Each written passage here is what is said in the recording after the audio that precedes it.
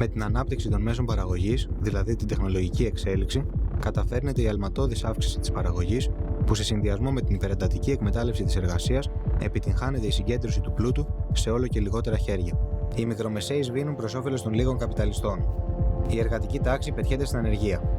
Έτσι φτάνουμε στο σημείο που το πλατή καταναλωτικό κοινό, που είναι οι εργαζόμενοι, οι δημιουργοί όλου του πλούτου που υπάρχει, να δυνατούν να καταναλώσουν τα εμπορεύματα που παράγονται, με αποτέλεσμα αυτά να μένουν απόλυτα στις αποθήκες.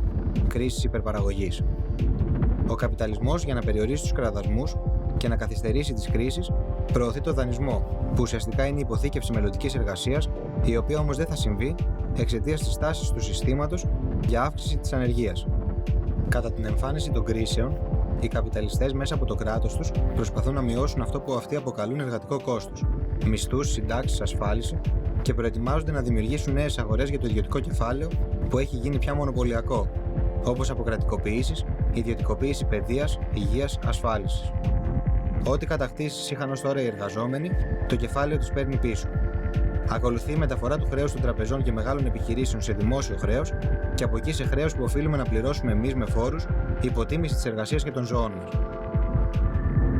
Η κρίση ουσιαστικά ξεκινάει από τη στιγμή που οι καπιταλιστές σταματούν να επενδύουν στην παραγωγή εμπορευμάτων, όταν κρίνουν ότι αυτό δεν θα τους αποφέρει το μέγιστο ποσοστό κέρδους.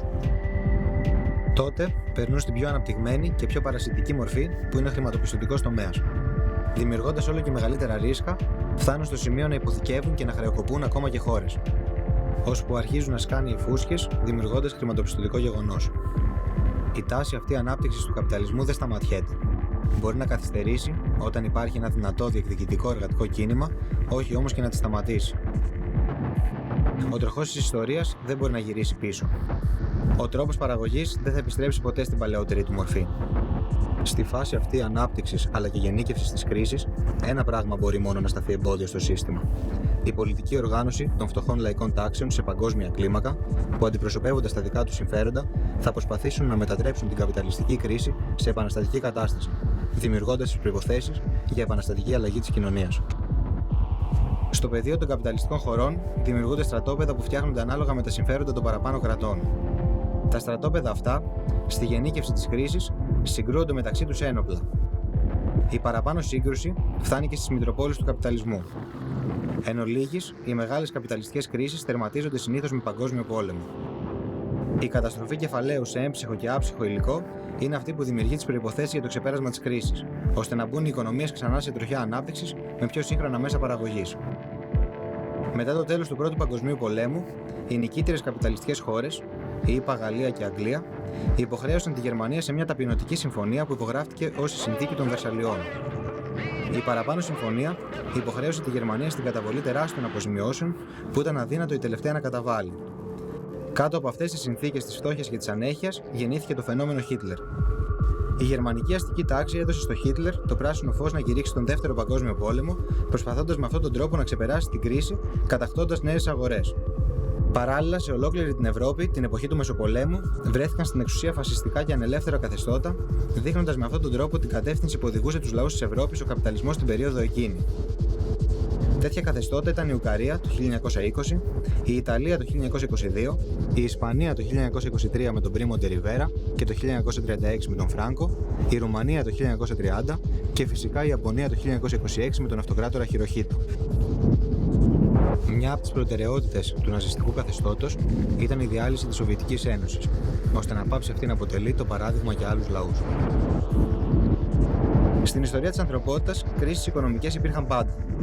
Φυσικές ή κοινωνικές καταστροφές, πλημμύρες ή επιδημίες, πόλεμοι οδηγούσαν τις κοινωνίες σε πείνα και καταστροφές.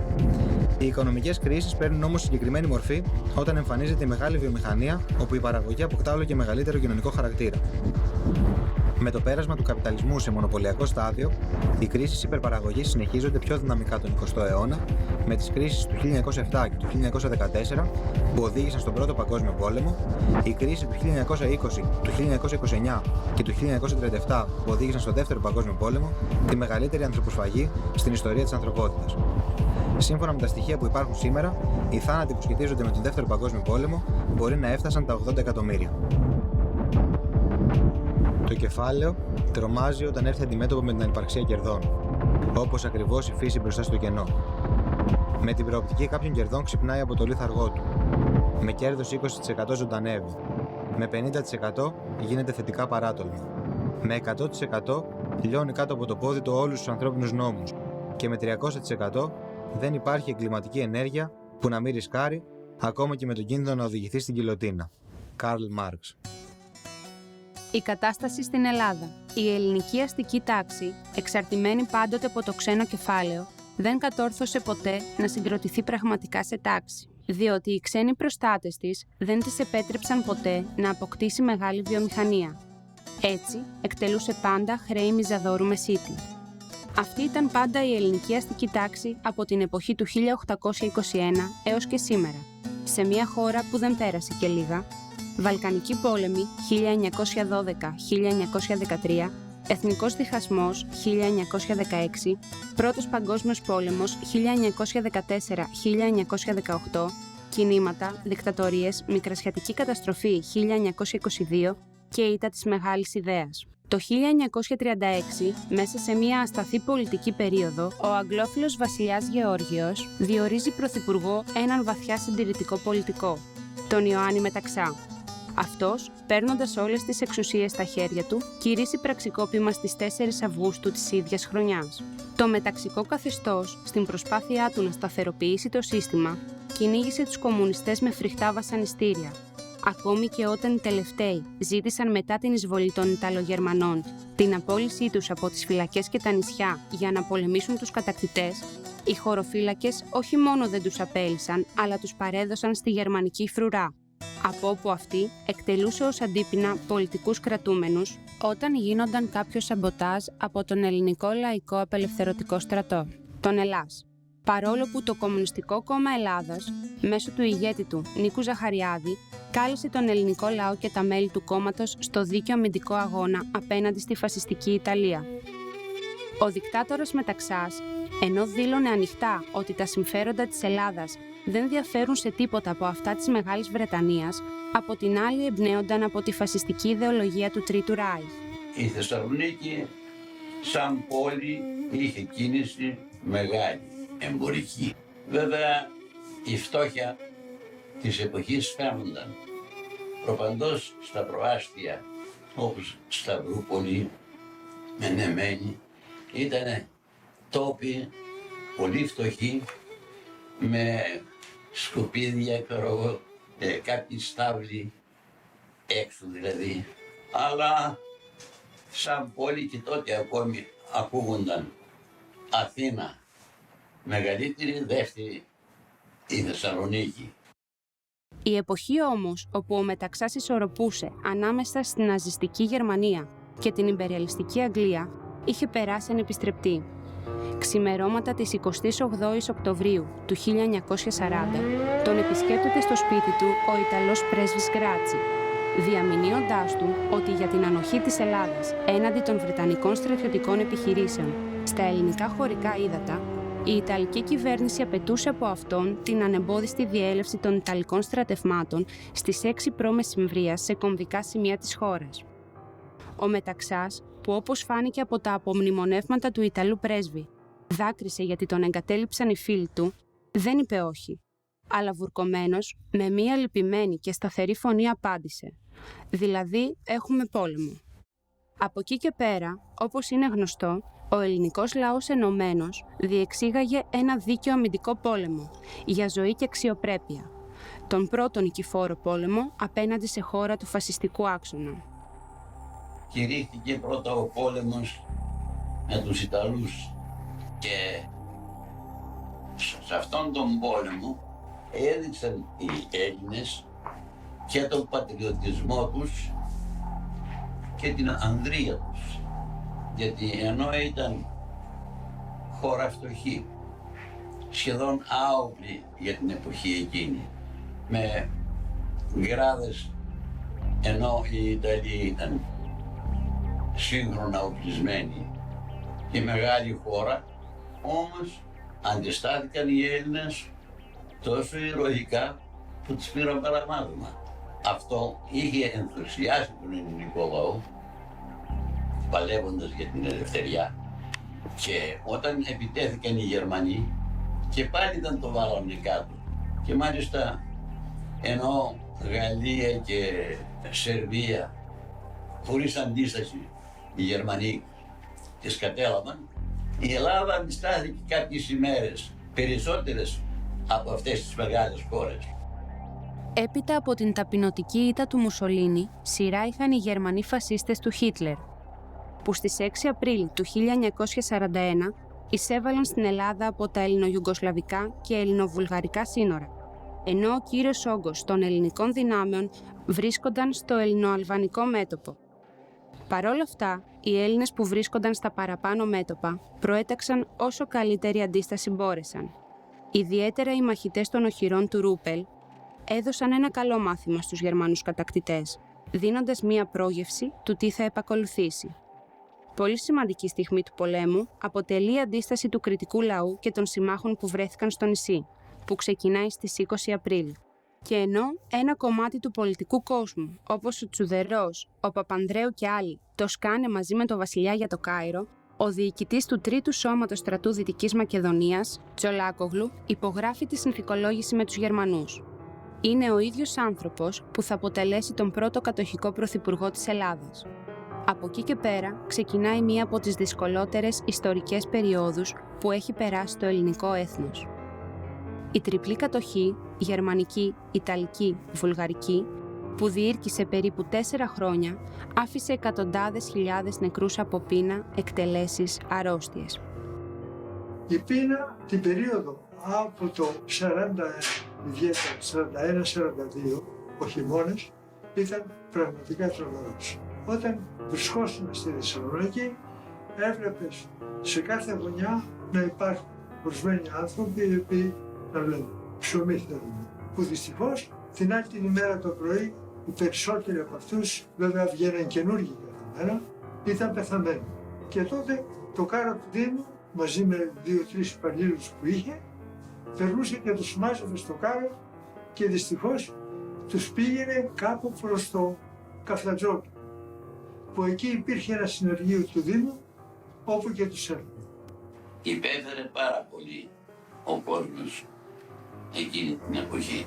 Οι Θεσσαλονικείς βγαίνανε στα χωριά, αν μπορούν να αγοράσουν στάρι, ξέρω εγώ, αλεύρι. Και εδώ στο Ρεόκαστρο, ενώ ήταν τόπος παραγωγής, δεν πεθαίναμε από την πείνα.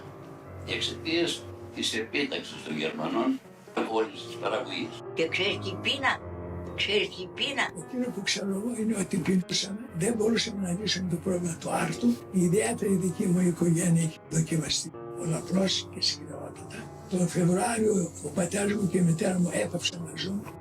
Έκυψαν η συστέρηση και την αδυναμία να έχουν παρεμβάσεις θεραπευτικές των γιατρών, αφού ο παντελώς μας έλειπε το χρήμα. η πείνα ήταν μεγάλη, πουλούσαν σπίτια για λίγο λάδι, έγιναν πάρα πολλά τέτοια, πουλήθηκαν κοσμήματα, πρίκες κτλ. Και να έχετε υπόψη σας ότι οι άνθρωποι πέθαναν στον δρόμο και για να μην δώσουν το δελτίο τροφίμων δεν τους έφεραν, τους άφηναν στον δρόμο και περνούσε το κάρο της δημαρχίας και μάζευε αυτά τα πτώματα, περνούσε από το ανατομείο της ιατρικής σχολής, διαλέγαμε τα καλύτερα για να κάνουμε μάθημα και τα υπόλοιπα τα έβαζα σε κοινούς τάφους. Οι δουλειές είχαν περιοριστεί πάρα πολύ, διότι δεν υπήρχε πρωτοβουλία που γίνονται. Υπήρχαν δημόσιοι υπάλληλοι και ορισμένοι οι οποίοι δουλεύαν σε γερμανικές υπηρεσίες. Γερμανικές υπηρεσίες εννοώ χειρονακτικές. Αναλαμβάναν Έλληνες εργολάβοι και ο κόσμος πήγαινε στη δουλειά όχι για να πάρει χρήματα, αλλά γιατί σε πολλές από τις υπηρεσίες αυτές μοιράζονταν μια καραβάνα φαγητό το μεσημέρι, κατά την ώρα της δουλειάς. Και τι ήταν? Συνήθως το φαγητό αυτό ήταν βρασμένο λάχανο με νερό. Εδώ θα πρέπει να τονιστεί ότι η πείνα, οι αρρώστιες και οι θάνατοι χτύπησαν κυρίως στις φτωχογειτονιές των πόλεων που έμειναν κυριολεκτικά απροστάτευτες. Σε όλα τα κατεχόμενα εδάφη βλέπω τους ανθρώπους να ζουν μπουκωμένοι στο φαγητό, ενώ ο δικός μας λαός πεινάει. Για το όνομα του Θεού, δεν σας στείλαμε εκεί για να δουλέψετε για την ευημερία των λαών που σας εμπιστευτήκαμε, αλλά για να πάρετε όσα περισσότερα μπορείτε, ώστε να μπορέσει να ζήσει ο γερμανικός λαός. Καρφί δεν μου καίγεται όταν μου λέτε ότι οι άνθρωποι της ζώνης ευθύνης σας πεθαίνουν από την πείνα. Αφήστε τους να πεθάνουν, εφόσον έτσι δεν λιμοκτονεί κανένας Γερμανός. Ο Γκέρινγκ προς τους στρατιωτικούς διοικητές των κατεχόμενων εδαφών. Σύμφωνα με στοιχεία του Ερυθρού Σταυρού, οι θάνατοι που σχετίζονται με την πείνα το 1941-1943 πρέπει να έφτασαν τους 250.000. Κάτω από αυτές τις δύσκολες συνθήκες, το ΕΑΜ οργάνωσε διαδηλώσεις, απεργίες, όπως αυτή των τριατατικών, ταχυδρομεία, τηλεφωνία, τηλεγραφία. Η απεργία πέτυχε τόσο που ανάγκασε τους Βρετανούς να χαλαρώσουν τον αποκλεισμό και να φτάσει απ' έξω η ανθρωπιστική βοήθεια σε τρόφιμα. Η πρώτη μεγάλη μάχη για την επιβίωση είχε κερδιθεί. Από εκεί και πέρα, ελάχιστοι άνθρωποι πέθαναν από την πείνα σε ολόκληρη τη χώρα. Η δεύτερη εξίσου σημαντική πρόκληση για την ελληνική κοινωνία ήταν η μάχη της Οδιάς, που δόθηκε στην επαρχία. Οι αγρότες αρνήθηκαν να παραδώσουν τη σοδιά τους στις δυνάμεις κατοχής και ζήτησαν την προστασία των πρώτων ενόπλων τμήματων του Ελλάς. Έτσι και έγινε, με αποτέλεσμα οι αγρότες να στέλνουν μαζικά τα παιδιά τους στο Αντάρτικο, δημιουργώντας έτσι τον μεγαλύτερο εθελοντικό στρατό στην ιστορία της Ελλάδος. Προτού δημιουργηθεί ο Ελλάς, προηγήθηκαν δύο σημαντικοί σταθμοί που αποτέλεσαν τη βάση για τη δημιουργία της αντίστασης και της εξάπλωσής της σε ολόκληρη την επικράτεια. Ο πρώτος σταθμός υπήρξε η δημιουργία της Εθνικής Αλληλεγγύης στις 28 Μαΐου του 1941. Πρώτο μέλημα της Εθνικής Αλληλεγγύης που δημιουργήθηκε από πρώην πολιτικούς κρατούμενους και μέλη του ΚΚΕ ήταν να σωθούν οι αντιφασίστες κρατούμενοι που η δικτατορία του Μεταξά είχε κλείσει μέσα σε 11 στρατόπεδα. Η Εθνική Αλληλεγγύη ίδρυσε λαϊκά ιατρεία, σταθμούς πρώτων βοηθειών, φαρμακευτικούς σταθμούς, αποτελώντας τη μεγαλύτερη αντιστασιακή οργάνωση στην κατεχόμενη Ελλάδα, με 3 εκατομμύρια περίπου μέλη. Δεύτερος σταθμός υπήρξε στις 27 Σεπτεμβρίου του 1941, η δημιουργία του Εθνικού Απελευθερωτικού Μετώπου, του ΕΑΜ, από τους ίδιους πάλι ανθρώπους, που σκοπό είχε τη συσπήρωση όλων των ανθρώπων και οργανώσεων που ήθελαν την απελευθέρωση της χώρας από τον τριπλό ξένο φασιστικό ζυγό και τη δημιουργία μιας μεταπολεμικής Ελλάδας ελεύθερης, ανεξάρτητης, όπου οι ίδιοι άνθρωποι θα ορίζουν την τύχη του τόπου τους. Το ΕΑΜ, πράγματι όπως έλεγε ένα τραγούδι της εποχής, έσωσε τον κόσμο από την πείνα και αποτέλεσε ιστορικά την πρώτη σημαντική προσπάθεια της ελληνικής κοινωνίας για κοινωνική και πολιτική χειραφέτηση. Από την αρχή δηλαδή που ήρθαν οι Γερμανοί και μετά από κάνα 2 μήνες, οι οποίοι με τα μάρκα, τα στρατιωτικά που κυκλοφορούσαν, αδειάσαν την πόλη και όλα τα καταστήματα από τρόφιμα. Ο κόσμος πεινούσε, δυστυχούσε και θέσπισαν το δελτίο διανομής ψωμιού. Την εποχή αυτή είχαν θεσπίσει να δίνουν 40 γράμμια βοπότα, όπως λέγαμε, δηλαδή καλαποκάλευρο. Τα πρώτα συσίτια που δημιουργήθηκαν ήταν από την οργάνωση που έκανε το Κομμουνιστικό Κόμμα Ελλάδας. Δημιουργήθηκαν συσίτια παιδικά πρώτα, μέσα από τα παιδικά συσίτια αρχίνησε και η υπόλοιπη οικογένεια να φυτοζεί. Σταμάτησαν οι θάνατοι πλέον από την πείνα. Τα συσίτια ήταν μια ανακοπή του μακάβρου φαινομένου του θανάτου από πείνα που μάστιζε τους ανθρώπους της Κασάνδρο. Υπήρχε ένα σημείο όπου συγκεντρώνονταν οι μαυροβορείτες. Αυτό ήταν δίπλα στο Καραβάν Σαράι, στο ξενοδοχείο Μεγάλη Ρωσία, και όποιος είχε την οικονομική δυνατότητα να πληρώσει, πολλοί Θεσσαλονικείς φορτωνόταν ό,τι είχαν από το σπίτι τους για πούλημα και βγαίναν έξω στα χωριά και αντάλλαζαν ορισμένα πράγματα. Μηχανές πρακτικές του σπιτιού σου, πρίκες γυναικών, ρούχα, χαλιά, βλάπες, ό,τι ήταν δυνατόν δηλαδή, για να πάρουν πράγματα που είχαν αξία συγκεκριμένη. Η γερμανική κατοχή στη Θεσσαλονίκη. Στις 9 Απριλίου του 1941 μπαίνουν στη Θεσσαλονίκη οι Γερμανοί. Η παράδοση της πόλης έγινε στην οδό Μοναστηρίου από τον δήμαρχο της πόλης, Κωνσταντίνο Μερκουρίου, που είχε διοριστεί δήμαρχος από τον Ιωάννη Μεταξά το 1937. Ο ίδιος, καλωσορίζοντας τους Γερμανούς, τους ευχήθηκε ησυχία, τάξη και ασφάλεια από την πλευρά των Θεσσαλονικαίων.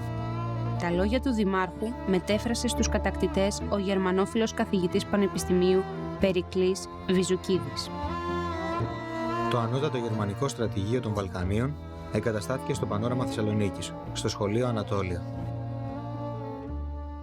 Ελευθερία. Η πρώτη αντιστασιακή οργάνωση στην Ελλάδα.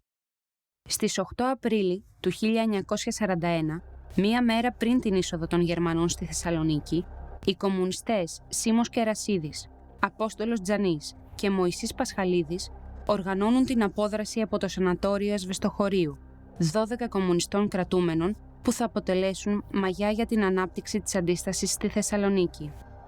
Έτσι, με πρωτοβουλία του Μακεδονικού Γραφείου του ΚΚΕ, που στην περίοδο του Μεταξά είχε κατορθώσει να αποφύγει τα χτυπήματα από την ασφάλεια του Μανιαδάκη, ιδρύεται στις 15 Μαΐου του 1941 η Αντιστασιακή Οργάνωση Ελευθερία, που ήταν η πρώτη στην Ελλάδα και μία από τις πρώτες στην Ευρώπη. Η Οργάνωση Ελευθερία δημιούργησε και την πρώτη παράνομη αντιστασιακή εφημερίδα, που είχε το ίδιο όνομα και η έδρα της ήταν στους Αμπελόκηπους Θεσσαλονίκης. Το τυπογραφείο αυτό ονομάστηκε ο Παράνομος Εκδοτικός Μηχανισμός του Ανθόκηπου και ήταν το πρώτο αντιστασιακό τυπογραφείο στην Ελλάδα. Η Αντιστασιακή Οργάνωση Ελευθερία δεν περιόρισε τη δράση της στην πόλη της Θεσσαλονίκης, αλλά ήταν η αιτία να δημιουργηθούν και οι πρώτες 3 ανταρτοομάδες στη Μακεδονία, που ήταν και οι πρώτες στα βουνά της Ελλάδας. Οι ομάδες αυτές ήταν η Οδυσσέας Ανδρούτσος, Αθανάσιος Διάκος και η ομάδα με το όνομα Ελευθερία. Οι 3 αυτές ανταρτοομάδες έδρευαν στους νομούς Σέρων και Κιλκής. Αργότερα, με τη δημιουργία του ΕΑΜ, όλες οι παραπάνω οργανώσεις προσχώρησαν σε αυτό. Παρά το έμπα των Γερμανών με την κατοχή, η φλόγα των Ελλήνων για απελευθέρωση υπήρχε μέσα τους. Αμέσως δημιουργήθηκε η εθνική αντίσταση. Η εθνική αντίσταση, ο σκοπός ήταν ακριβώς όσο και πότε, όσο μπορεί γρηγορότερα, να απελευθερωθεί.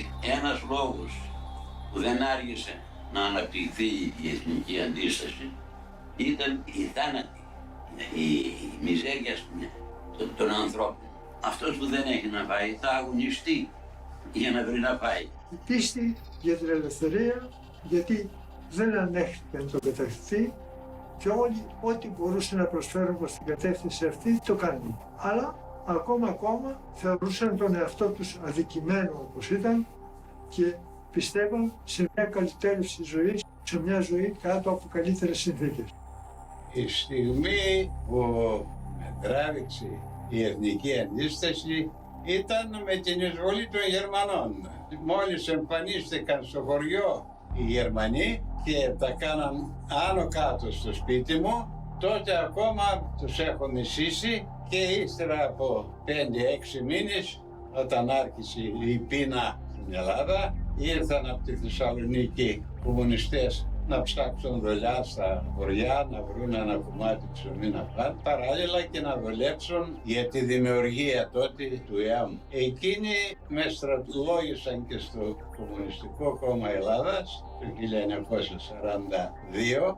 Βασικά πιστεύω ότι ήταν οι νέες ιδέες οι οποίες εισόρμησαν με δύναμη μέσα στην ελληνική κοινωνία, ανέτρεψαν τον πατριωτισμό σαν καθαρός, συντηρητικό και παραδοσιακό. Μέσα στο κίνημα αυτό τους αντιστάσεως, εκείνοι οι οποίοι έδιναν το ουσιαστικό περιεχόμενό του, δεν ήταν τόσο οι συντηρητικοί με τον γνωσμένο πατριωτισμό, πατρίστες και οικογένεια. Ήταν περισσότερο οι ελεύθεροι νέοι και οι ελεύθεροι άνθρωποι. Ήταν οι κομμουνιστές. Ο Κερασίδης Χρυσαφόπουλος λέγεται, ήταν μέρος μιας ηρωικής ομάδας κομμουνιστών, οι οποίοι έκαναν την πρώτη πράξη πολεμικής συγκρούσεως της αντίστασης του λαού εναντίον των Γερμανών, με την έννοια ότι κατέστρεψαν στο Χαρμάνκι αυτοκίνητα του κατακτητού και τα συνακόλουθά τους. Σίμος Κερασίδης. Ο Σίμος Κερασίδης ήταν μία από τις σημαντικότερες φυσιογνωμίες του αντιστασιακού κινήματος. Είχε σημαντική αντιδικτατορική δράση απέναντι στη δικτατορία του Μεταξά, γελιοποιώντας επανειλημμένα τις δυνάμεις καταστολής με αρκετές αποδράσεις από φυλακές και κρατητήρια. Το 1943 βρέθηκε στα βουνά της Δυτικής Μακεδονίας, οργανώνοντας τα τμήματα του Ελλάς της περιοχής. Πιάστηκε όμως από τους Έλληνες συνεργάτες των Γερμανών, του Μιχάλ Αγά, και δολοφονήθηκε άγρια μαζί με άλλους 6 συντρόφους του. Χωρίς οργάνωση δεν μπορούσε να ελπίζει σε τι. Γι' αυτό οργανώθηκε η εθνική αντίσταση και στην αρχή ξεκίνησε από τα συσίτια, άλλες διεκδικήσεις. Όσο πήγαινε, θεωρήθηκε πλέον την εθνική αντίσταση απαραίτητος ο αγώνας, ακόμη και διόπλων. Και σιγά σιγά δημιουργήθηκε και το Αντάρτικο. Σε αυτό πρωτοστατούσε το Κομμουνιστικό Κόμμα Ελλάδας. Τα άλλα κόμματα, τα μεγαλύτερα τότε, όλοι περιμέναν, λέγανε μη βιάζεστε, νωρίς είναι, και άλλοι τάχθηκαν με τους Γερμανούς μέχρι που χτυπούσαν την εθνική αντίσταση, όπως ο Ράλης παραδείγματι που δημιούργησε τα τάγματα ασφαλείας. Οι κομμουνιστές είχαν οργανώσει το ΕΑΜ, τον Ελλάς, ΕΠΟΝ για την νεολαία, μέχρι και αετόπουλα, τα μικρά τα παιδάκια. Το κίνημα το αντιστασιακό είχε πάρει μια πορεία ανώδου. Ο Ελλάς ο Χάρη από λίγους μικρούς σχηματισμούς είχε μετατραπεί σε ρόχους και τάγματα και συντάγματα. Ελλάς Θεσσαλονίκης. Σύμφωνα με τον Γιώργο Παπαθανασίου, έναν από τους 3 στρατιωτικούς διοικητές του Ελλάς Θεσσαλονίκης, ο Ελλάς πόλης ανασυγκροτήθηκε στις αρχές του 1944, δημιουργώντας αρχικά το πρώτο σύνταγμα ανατολικού τομέα, έπειτα το δεύτερο κεντρικού και το τρίτο σύνταγμα δυτικού τομέα, με σημαντικές επιτυχίες απέναντι στις κατοχικές δυνάμεις και στους Έλληνες συνεργάτες τους. Ο ίδιος άνθρωπος μας αναφέρει ακόμη ότι ο Ελλάς απέφευγε να πραγματοποιεί στην πόλη μεγάλης έντασης στρατιωτικές επιχειρήσεις και να αποφεύγονται τυχόν σκληρά αντίπεινα απέναντι στον άμαχο πληθυσμό. Οι μάχες κατά μέτωπο δίνονταν κυρίως στην Ύπαιθρο, όπου ο Ελλάς μπορούσε να πάρει μαζί του τον άμαχο πληθυσμό. Η δικιά μας η οργάνωση, το χειμώνα του 1941, ήρθε μια επίσκεψη κάποιος και είπε ότι θέλω να δω το στάβλο σας και λοιπά. Και πάμε να δεις το στάβλο. Μαζί τους και εγώ, με το Θανάση, τον αδερφό μου, πήγαμε στο στάβλο και εκεί είδε τα ζώα και λέει του Θανάση, τα γελάδια, λέει, είναι δικαιολογία. Ήρθαμε με αυτόν τον σκοπό. Θα κάνουμε υπογραφείο και θα είσαι υπεύθυνος εσύ, αυτός που θα βγάζει τέλος πάντων την εφημερίδα. Η εφημερίδα είχε το όνομα «Η Φωνή της Υπαίθρου». Ένα πρωινό που ξεκινήσαμε, βρέθηκαν μπροστά μας 2 συμφιλητές μας, ο Χάρης ο Τάλαρος και ο Ζαφυρίου ο Χρήστος. Και ξεκινήσαμε όλοι μαζί και πήραμε την Αγίου Δημητρίου και πηγαίναμε προς το τέρμα. Από την Αποστόλου Παύλου βγήκαν 2 νεαροί με στολή της αιών και ήρχονται προς το μέρος μας. Φαίνεται ότι ο Τάλαρος και ο Ζαφυρίου ήταν στο βουνό. Αυτά τα παιδιά που ήταν οι πρώτοι ταγματασφαλίτες που βλέπαμε, τους ήξεραν. Μας σταμάτησαν και ήθελαν να μας πάρουν. Ο ένας κρατούσε χειροβομβίδες. Εκείνη την ώρα ο Τάλαρος και ο Ζαφυρίου όρμησαν απάνω τους έριξαν και όλα τα παιδιά που ήταν μαζί μας πήραν τροχάδι την Αγίου Δημητρίου προς την Αποστόλου Παύλου. Αυτοί οι 2 τους κυνήγησαν και έριξαν τη χειροβομβίδα η οποία έσκασε Αγίου Δημητρίου και Αποστόλου Παύλου. Αλλά τα παιδιά είχαν στρίψει ήδη κάτω από την Αποστόλου Παύλου και δεν έμαθα τίποτα. Ο Χάρης ο Τάλαρος είναι το ίδιο πρόσωπο για το οποίο μιλάει σε ένα ποίημά του ο Μανώλης Αναγνωστάκης. Χάρης 1944. Αυτός τραγουδούσε, σωπαίναμε. Η φωνή του ξυπνούσε μικρές πυρκαγιές, χιλιάδες μικρές πυρκαγιές που πυρπολούσαν τη νιώτη μας. Μερόνυχτα έπαιζε το κρυφτό με το θάνατο, σε κάθε γωνιά και σοκάκι. Λαχταρούσε ξεχνώντας το δικό του κορμί να χαρίσει στους άλλους μιαν άνοιξη. Ήμασταν όλοι μαζί, μαθαρείς πως αυτός ήταν όλοι. Μια μέρα μας σφύριξε κάποιος στα αυτή. Πέθανε ο Χάρης, σκοτώθηκε ή κάτι τέτοιο. Λέξεις που τις ακούμε κάθε μέρα. Μα όλα αυτά ήταν απλά και ο καιρός είναι λίγος. Κανείς δεν προφταίνει. Στις 19 Φλεβάρι του 1943, ο Υπουργός Προπαγάνδας του Χίτλερ, Γιώσεφ Γκέμπελς, εξέδωσε την ανακοίνωση.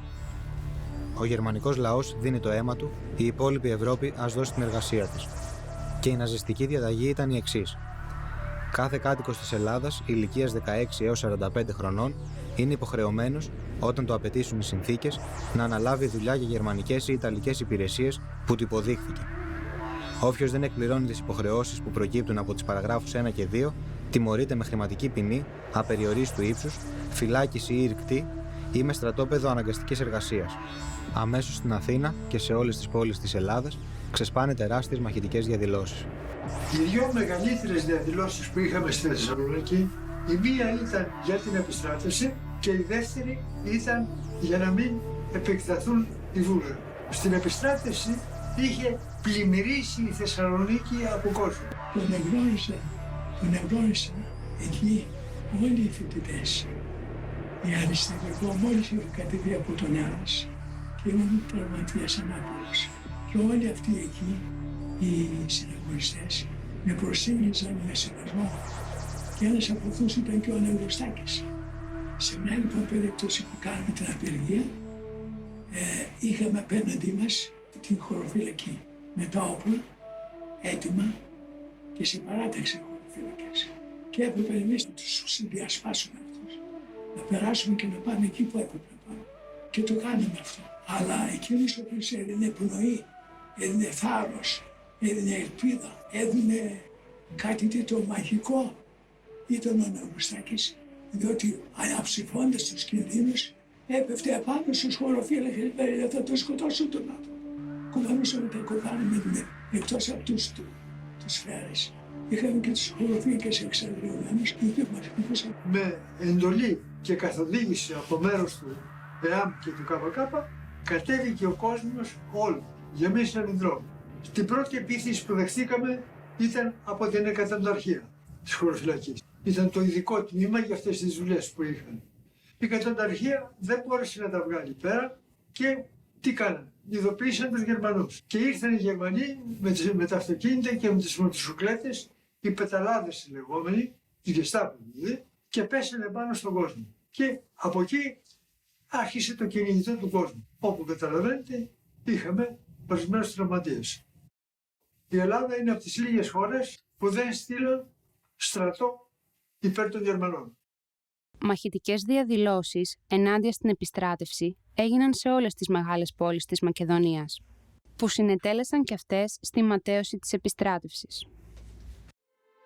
Όταν έγινε το μεγάλο πογκρόμ των Εβραίων στην Πλατεία Ελευθερίας, επειδή ήθελε η Περιφερειακή Επιτροπή να έχει γνώμη απευθείας των συμβάντων στην περιοχή εκείνη, μου δώσαν την εντολή και εγκατασταθήκαμε σε κάποιο σπίτι στην Πλατεία Ελευθερία που να είχε θέα την Πλατεία Ελευθερίας.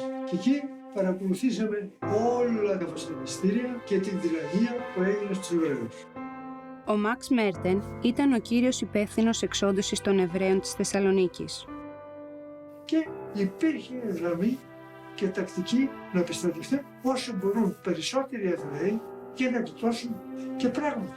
Πολλοί Εβραίοι το ήθελαν και φύγανε αρκετοί. Γίναν ορισμένες αποστολές εδώ από τη δουλειά για πάνω και εκτός αυτού υπήρχε ένα κακό, καλό ή κακό όπως θέλει να το πάρει κανείς, ότι οι εβραϊκές οικογένειες ήταν πολύ μνημένες στην ανάπτυξή τους και ήταν δύσκολο να εγκαταλείψουν την οικογένεια.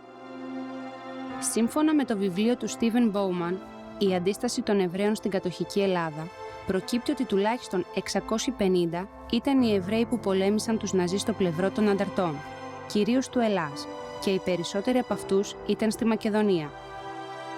Δυο παλικάρια Εβραίων ήρθαν στο σπίτι μας, τους φιλοξενήσαμε και από εκεί φύγανε για το βουνό. Και όταν τέλειωσε ο πόλεμος και γυρίσανε πίσω, τους περιποιηθήκαμε και μετέπειτα από εκεί ζητήσανε να βρούνε τους γονείς μήπως, αλλά δεν βρήκανε. Δυστυχώς είχαν φύγει για το Auschwitz, να πούμε, όλοι μαζί που φεύγανε. Μετέπειτα ήρθανε, μας χαιρετήσαν ο Ισάκ και ο Αρών και φύγανε για το Ισραήλ. Φεύγουν, λέει, για το Ισραήλ. Τάγματα ασφαλείας. Τα τάγματα ασφαλείας ιδρύθηκαν το καλοκαίρι του 1943 από την τρίτη κατοχική κυβέρνηση του Ιωάννη Ράλη. Αποτελούνταν από γερμανόφιλους αντικομμουνιστές ή ακόμα και από φιλελεύθερους στρατιωτικούς που σκοπό είχαν τη διατήρηση των προνομίων της ελληνικής αστικής τάξης μετά την αποχώρηση των Γερμανών. Ο Ράλης εκείνη την περίοδο είχε πει: «Οι Γερμανοί είναι ζήτημα χρόνου το πότε θα αποχωρήσουν. Το ζήτημα είναι να μην πάρουν την εξουσία οι κομμουνιστές. Σε αυτή μας την προσπάθεια θα πρέπει να συνεργαστούμε ακόμα και με το διάβολο». Και ο διάβολος, στην προκειμένη περίπτωση, ήταν η ναζιστική Γερμανία του Χίτλερ.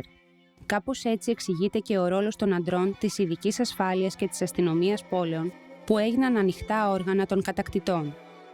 Από την πόλη της Θεσσαλονίκης πέρασαν όλοι οι συνεργάτες των Γερμανών που έκαναν τις δικές τους επαφές και στρατολογήσεις, όπως οι Μιχάλης, Κυριάκος και Κώστας Παπαδόπουλος, ο Πούλος και άλλοι.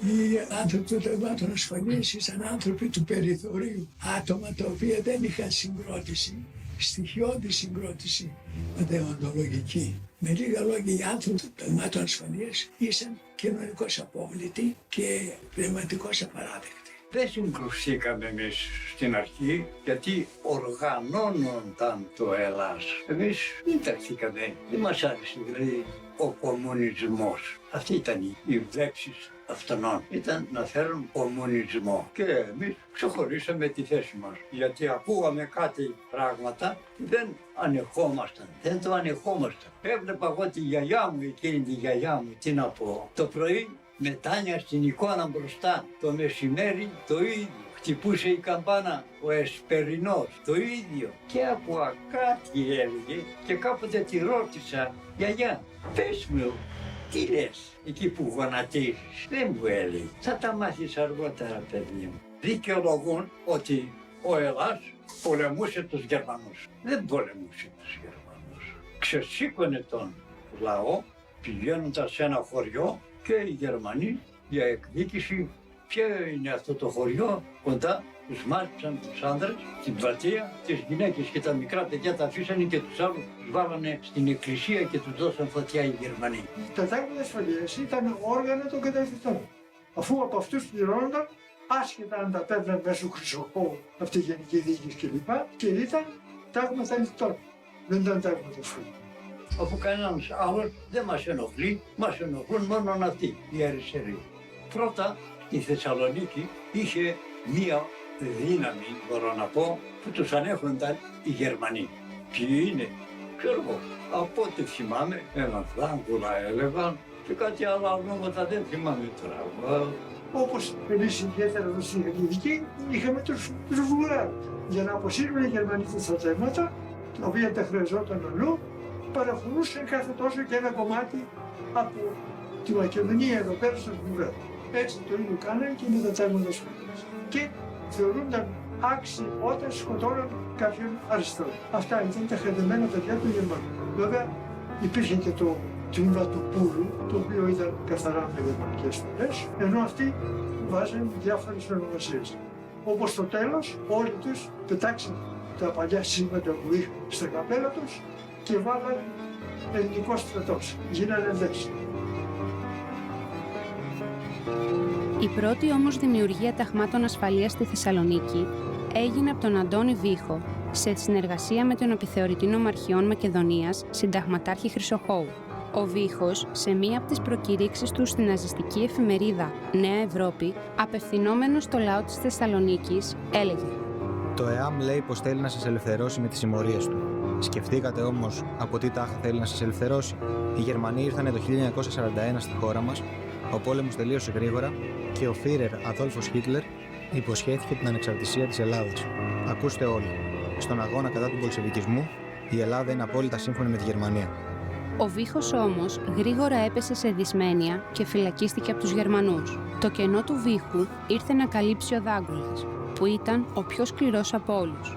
Είχε στο ιστορικό του εκατοντάδες δολοφονίες πολιτών και αρπαγές περιουσιών.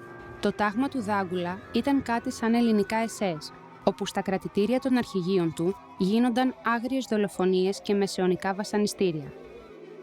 Εδώ βλέπουμε φωτογραφίες ταγματασφαλιτών μαζί με Γερμανούς σε επίσκεψή τους στην Αυστρία. Η Ευκαρπία πρωταγωνιστούσε σε αυτόν τον αγώνα, γιατί η θέση που βρισκόταν ήταν κοντά στο στρατόπεδο Παυλουμελά.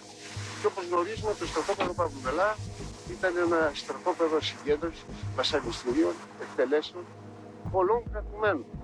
Όχι μόνο Ελλήνων, αλλά και Σέρβων, και Άγγλων, και Ιταλών, αλλά ακόμα και Γερμανών.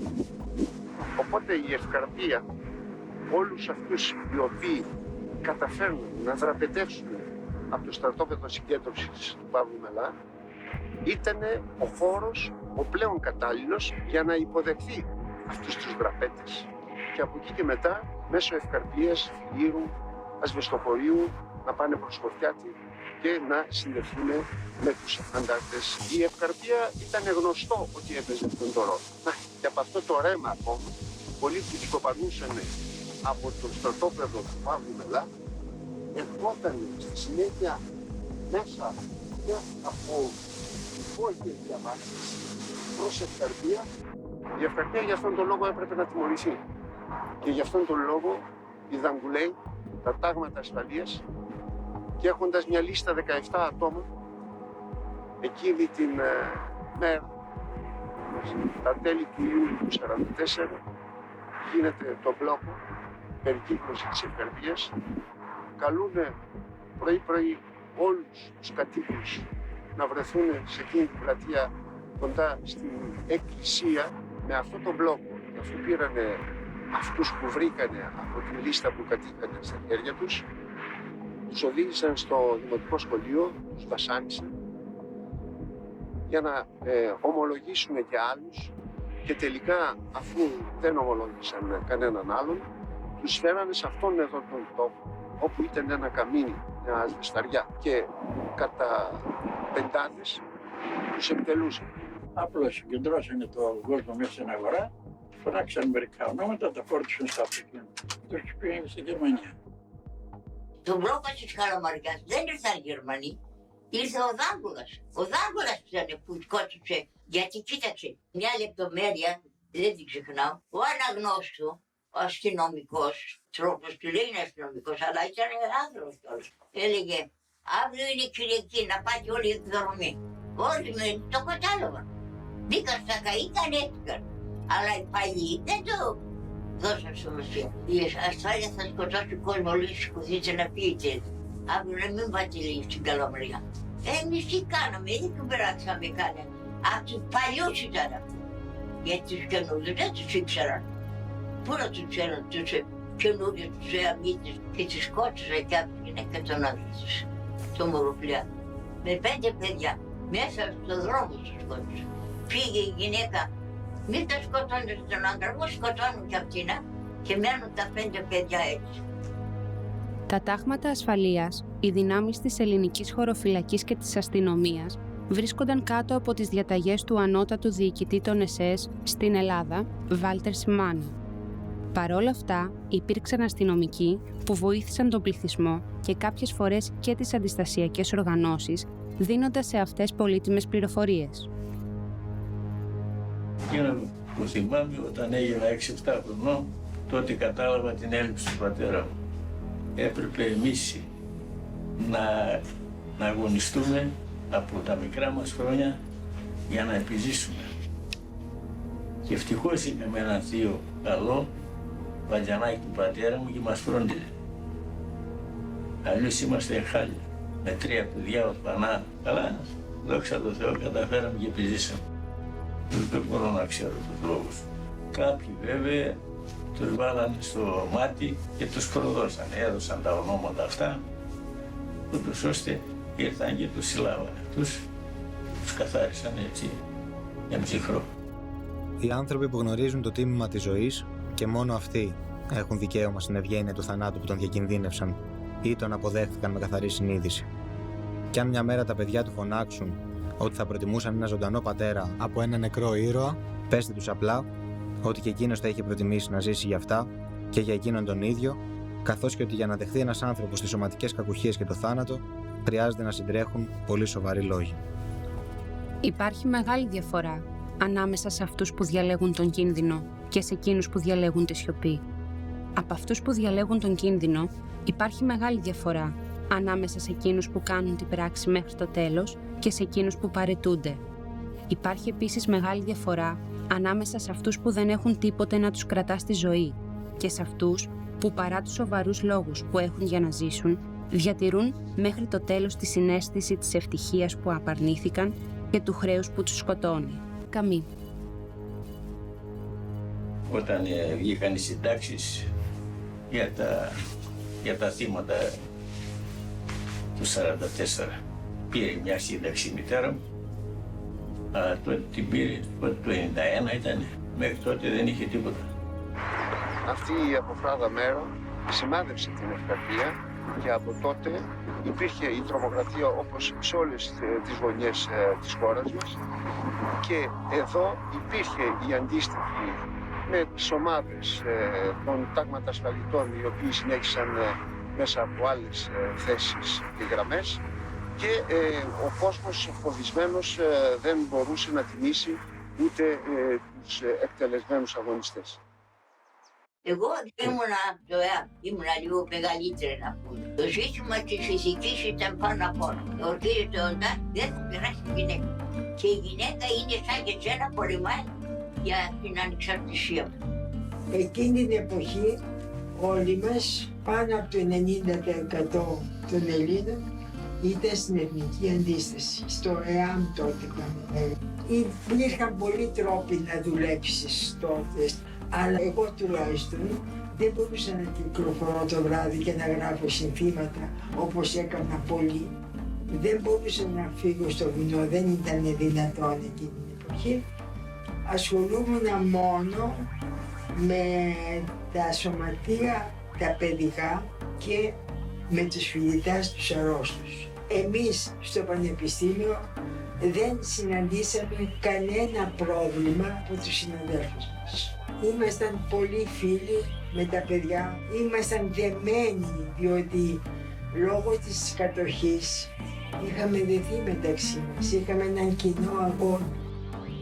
Και οι γυναίκες εξίσου με τον άντρα πόλεμησαν και στον πόλεμο και στη φτώχεια και σε όλα. Πώς ψηφιάστηκαν, σκοτώθηκαν, ποιος αναγνώρισε. Φύγανε οι Γερμανοί, ήρθαν οι Εγγλέζοι. Φύγανε οι Εγγλέζοι, ήρθαν οι Αμερικανοί.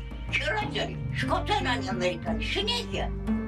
Γνώρισα πάρα πολλές γυναίκες, πολλές ήταν και φίλες μου, οι οποίες πήγαν στο βουνό και μετά κάναμε πολύ παρέα. Γιατί για χρόνια, ακόμα που γεράσαμε, 23 Φεβρουαρίου που ιδρύθηκε η ΕΠΟΝ, όσοι επιζούμε, ελάχιστοι τώρα, ανταμώνουμε. Πάντως φρόντιζαν να μας μάθουν όλες να χειριζόμαστε όπλα. Οργάνωση περιφρούρησης λαϊκού αγώνα. Όπλα. Σύμφωνα με τα υπάρχοντα στοιχεία, αφορμή για τη δημιουργία της όπλα στάθηκε η επιδρομή των ταγμάτων ασφαλείας σε νοσοκομεία αναπήρων τραυματιών της Αθήνας στις 30 Εντεκάτου του 1943, με σκοπό τη σύλληψη και την εξόντωση τραυματιών εαμιτών. Πράγμα που έγινε. Σκότωσαν 283 ανάπηρους του Αλβανικού πολέμου. Εν ολίγης, η αίσθηση της επερχόμενης ήττας που είχαν οι Γερμανοί και οι συνεργάτες τους ανάγκασε να πολλαπλασιάσουν τα εγκλήματά τους απέναντι στην ελληνική κοινωνία. Δεν είναι τυχαίο ότι τα περισσότερα μπλόκα έγιναν τους τελευταίους 3 μήνες της γερμανικής κατοχής, όπως και το ότι αυξήθηκε και η δράση όλων των αντιστασιακών οργανώσεων που προετοίμαζαν την αντικατάσταση του παλιού κόσμου της σκλαβιάς με αυτόν τον καινούργιο κόσμο της ελευθεριάς. Η Όπλα, που δημιουργήθηκε από το ΚΚΕ, ξεκίνησε τη δράση της με ολιγομελείς ένοπλες ομάδες που προστάτευαν επωνύτες όταν αυτοί έβγαιναν να προπαγανδίζουν τη δράση τους με χωνιά, προκηρύξεις και συνθήματα στους τοίχους. Αργότερα, οι ολιγομελείς αυτές ομάδες των 3 συνήθως ατόμων έπαιρναν μέρος σε εκτελέσεις γκεσταπιτών μέσα σε εχθρικές γραμμές, δημιουργώντας ένα ιδιότυπο αντάρτικο πόλεμο με επιθέσεις σε βάσεις και σε στέγια φασιστών. Στις απελευθερωμένες περιοχές, η Όπλα εκτελούσε χρέη λαϊκής πολιτοφυλακής.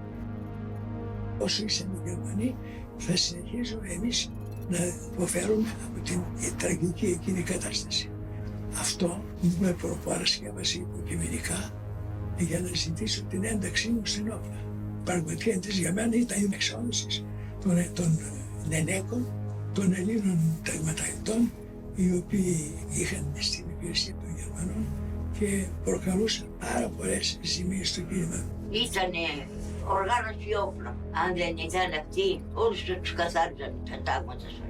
Κανένας δεν έλεγε τα πραγματικό τόνο. Όλοι ψευδόνυμα είχαν, όλοι κρυβόντουσαν, όλοι με τα συνθήματα είχαμε, συνωμοτικά όλα, γιατί ήταν κίνδυνος. Η μια ομάδα δεν ήξερε την άλλη. Η δουλειά γινόταν συνωματικά.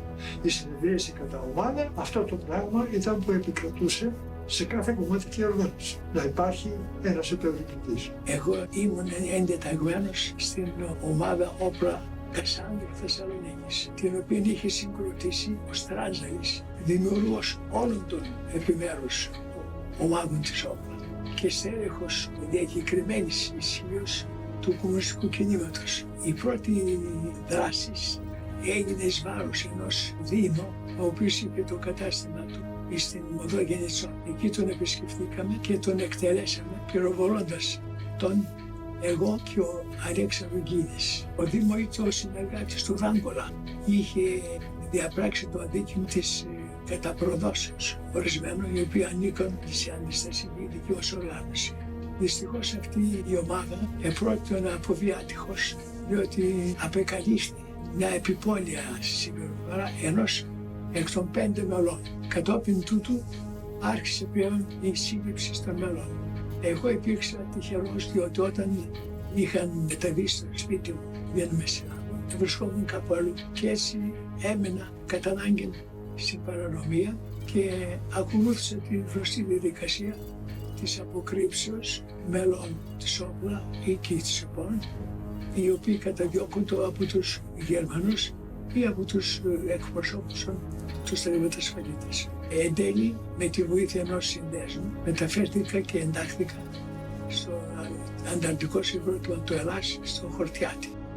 Μόλις πήγα εκεί, μου είπαν, επειδή εγνώριζαν τι είχα κάνει προηγουμένως στην Όπλα της Θεσσαλονίκης, μου είπαν να μεταβώ στο χωριό Γαλάτιστα Χαλκιδικής για να εκτελέσω τον Αργύριο του Μπουρζή, έναν συνεργάτη των Γερμανών, ο οποίος με την δράση του οδήγησε στην σύλληψη και καταδίκη αντιστασιακών. Εκεί πήγα με τον φοιτητή Πασχάλη και τον εκτέλεσα μέσα στην πλατεία.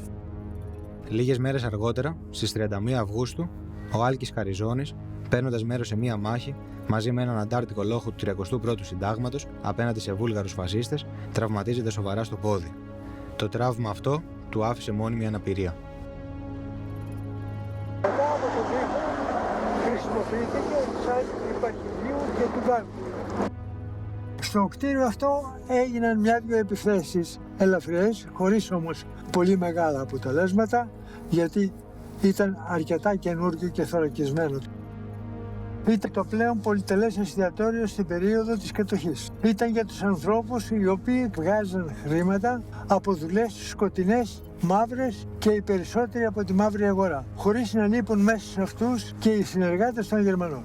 Αποτελούσε λοιπόν και έδρα των ανθρώπων των ταγμάτων ασφαλείας, με το Δάγκουλα και με όλη τη συμμορία. Γιατί στο εστιατόριο αυτό έβρισκες ό,τι πολυτιμότερο υπάρχει, το οποίο δεν μπορούσες να βρεις ούτε στην αγορά ούτε πουθενά. Με απόφαση της οργάνωσης έκανε μια επίθεση η Όπλα με χειροβομβίδες, στην οποία σκοτώθηκαν αρκετοί ταγματαλίτες, οι οποίοι εκείνη την ώρα βρέθηκαν εκεί πέρα μέσα. Αυτό βρίσκεται από το κάτω μέρος της πλατείας Αντιγονιδών, από τα πρώτα μαγαζιά της Λέοντος Σοφού, και είχε το όνομα Ηλίσια. Σε μια τέτοια μαχητική ομάδα συμμετείχε και ο ποιητής Μανώλης Αναγνωστάκης, όπως αναφέρει στο βιβλίο του «Περιθώριο 68-69». Φυλάγαμε τσίλιες οι τρεις μας, γωνία Αριανού Ολύμπου. Κρατούσαμε σφιχτά το περίστροφο με το χέρι στη φαρδιά τσέπη του σοκακιού που φούσκωνε. Στις 8 ακριβώς ακούστηκε μια ρηπή από Πολυβόλο και σε λίγο σκόρπιοι πυροβολισμοί. Στις 8 και 5 έφτασε ο Γαλάνης να μας πει να διαλυθούμε. Απλή δουλειά, είπε. Μόλις μπήκαμε μέσα στο ντεκέ, τους βρήκαμε όλους ξαπλωμένους στην Κουρελού, ακίνητους, σαν να μην άκουσαν που μπήκαμε. Τους φωνάξαμε να σηκωθούν. Δεν σηκωθήκανε, ήταν βαριά μαστουρωμένοι. Τους ρίξαμε με την ησυχία μας μια και καλή. Πάρε το περίστροφο, είπα. Δεν έχω που να το ακουμπήσω απόψε. Σε καταλαβαίνω, είπε. Δεν έχει συνηθίσει ακόμα.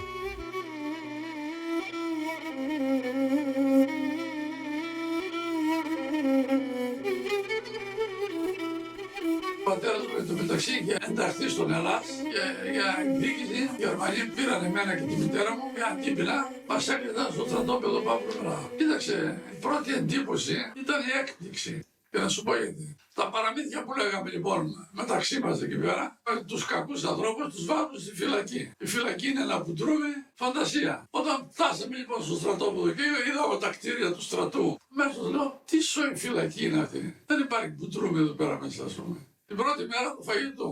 Φτάσαμε, τακτοποιηθήκαμε στο θάλαμο, ήρθε η ώρα του φαγητού. Στην ουρά του φαγητού, ενώ ήταν ο θάλαμος 50-60 δρόμους, ήταν καμιά δεκαριά μόνο.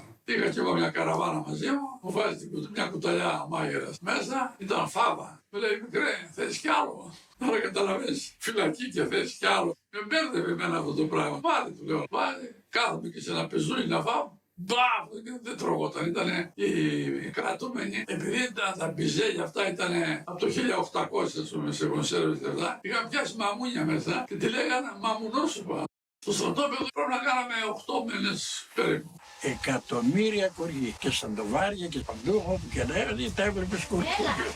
Στο φινάλι πήραν μια δόση στα αμάξι 16 άτομα και άρχισαν το τραγούδι, μάλιστα τραγουδούσαν. Δεν φάνηκε ξανά. Σε καθημερινή βάση, τόσο τακτικά, ερχόταν οι διάφοροι που υπηρετούσαν τους Γιαννόλους ταγματασφαλίτες. Γι' αυτό η περιγραφή του στρατοπέδου από τον Γιώργο του Καφτατζή λέει ότι ήταν το μεγαλύτερο στρατόπεδο στην Ελλάδα. Δεξαμενή αίματος, όπου φυλάκιζαν οι Γερμανοί, οι Ιταλοί, οι Βούλγαροι, ο Δάγκουλας στη Δαγκουλέη, ο Πούλος, ο Μιχάλαγας, ενδεχομένως, κι άλλοι που δεν θυμόμαστε τώρα τα ονόματά τους. Όλοι αυτοί κατά καιρούς φέρναν κρατουμένους, αλλά και παίρναν κρατουμένους και τους εκτελούσαν. Δεν είχε χούμορ. Εκεί ήταν η πείνα, η βία και τίποτα άλλο. Και η κοργή. Για πρώτη φορά γινόταν τόσο μαζική εκτέλεση τόσων ατόμων. Στις 6 έκτου βγάζουν 101 ανθρώπους. Η δεύτερη παρτίδα λοιπόν που βγήκε καμιά 40, βγήκαν στην αυλή. Εμείς ήμασταν κρεμασμένοι όλοι στα κάγκελα από τα παράθυρα και μας φώναζαν εκδικηθείτε μας, μη μας ξεχνάτε. Τραγουδούσαν τον εθνικό ύμνο. Βέβαια, τους θυμόμαστε. Δεν μπορέσαμε όμως να εκδικηθούμε αρκετά. Εκδικηθήκαμε όσο μπορούσαμε, αλλά όχι αρκετά. Γιατί όλοι αυτοί οι ταγματασφαλίτες και συνεργάτες των Γερμανών, όλοι ξέρουμε ότι έζησαν. Τα πρώτα κτίρια ήταν τα γραφεία, όπου στεγάζονταν διάφορες υπηρεσίες των Γερμανών, των φυλάκων, της διοίκησης των φυλακών. Και εδώ μας καταγράψανε σε αυτό το σημείο εδώ πέρα, δεν μπορώ να το πω ακριβώς. Πάτε πολύ κάτω ήταν η φυλακή των φυλακών και πάνω είναι ο θάλαμος των μελοθανάτων. Στο σημείο αυτό βρισκόταν η τούμπα των εκτελέσεων. Ήταν ένα ύψωμα μεγάλο όπου γινόταν οι εκτελέσεις λίγων ατόμων. 2, 3, 5 φέρνουν και τους εκτελούσαν εδώ πέρα. Σε 101, στις 6 έκτου 44, μεγάλη σφαγή, Τους πήρανε και τους πήγαν στον δρόμο που στρίβει για το Κιλκής. Αυτό δεν είναι.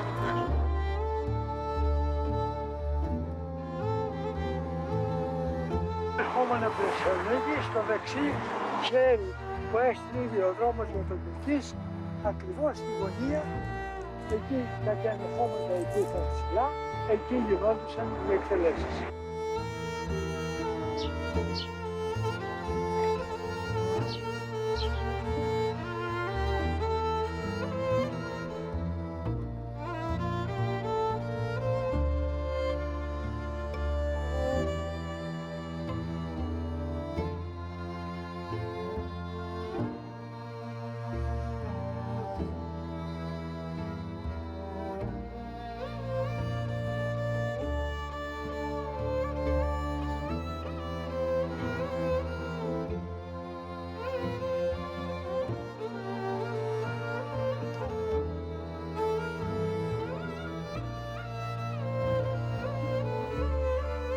Εδώ υπάρχει η γαλιά.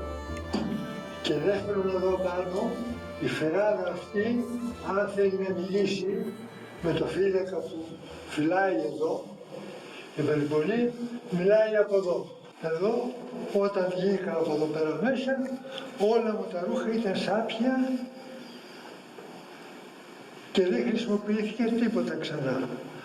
Ευτυχώς οι σύντροφοι μου είχαν στείλει αρκετά ρούχα και έτσι μπόρεσα και πέρασα τις 20 συνεχείς μέρες εδώ μέσα.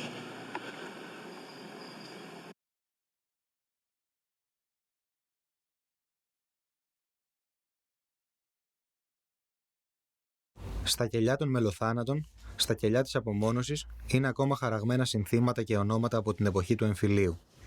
Τιμή και δόξα στους.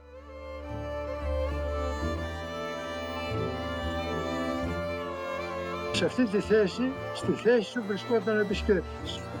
Και από εδώ ήταν ο κρατούμενος, ο οποίος μπορούσε να μιλήσει, πρέπει να μιλάει πολύ φωναχτά, πολύ δυνατά, για να μπορεί να ακουστεί.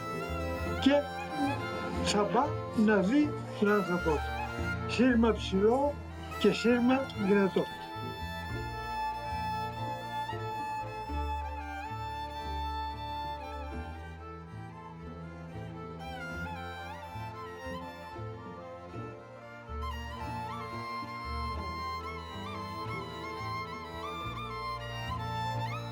Αυτή είπαμε ότι είναι 1-2. Ένα αποθήκη οι Γερμανοί και τον εδινάξαν.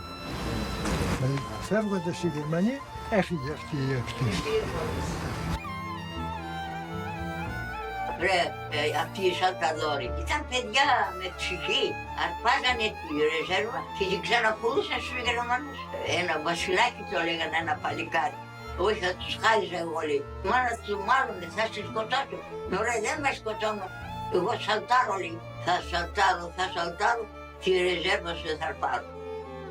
Οι ένοπλες συγκρούσεις γενικεύονται σε όλη την επικράτεια. Μια εικόνα της κατάστασης στη Θεσσαλονίκη, στα μέσα του Σεπτέμβρη του 1944, δίνει η έκθεση του πρεσβευτή της Σουηδίας Τίνμπεργκ προς την κυβέρνησή του που αναφέρει. Αλλά σε αυτά πρέπει να προσθεθούν και μάχες μέσα στην πόλη της Θεσσαλονίκης, ανάμεσα στους παρτιζάνους και σε μέλη των ταγμάτων ασφαλείας, και μάλιστα στη Νεάπολη, την Κάτω Τούμπα και την Καλαμαριά. Στο κέντρο, την ημέρα τουλάχιστον επικρατούσε ησυχία, αλλά τη νύχτα, παρόλο που υπήρχε απαγόρευση κυκλοφορίας από τις 11 το βράδυ έως τις 8 το πρωί, γίνονταν πολλά. Από το μπαλκόνι μου είδα με τα μάτια μου ένα βράδυ τη δολοφονία 2 πολιτών. Οι παρτιζάνοι οργανώνουν ένα μυστικό αντάρτικο κίνημα μέσα στην πόλη, στο οποίο προσέρχονται νέοι από 15 ετών.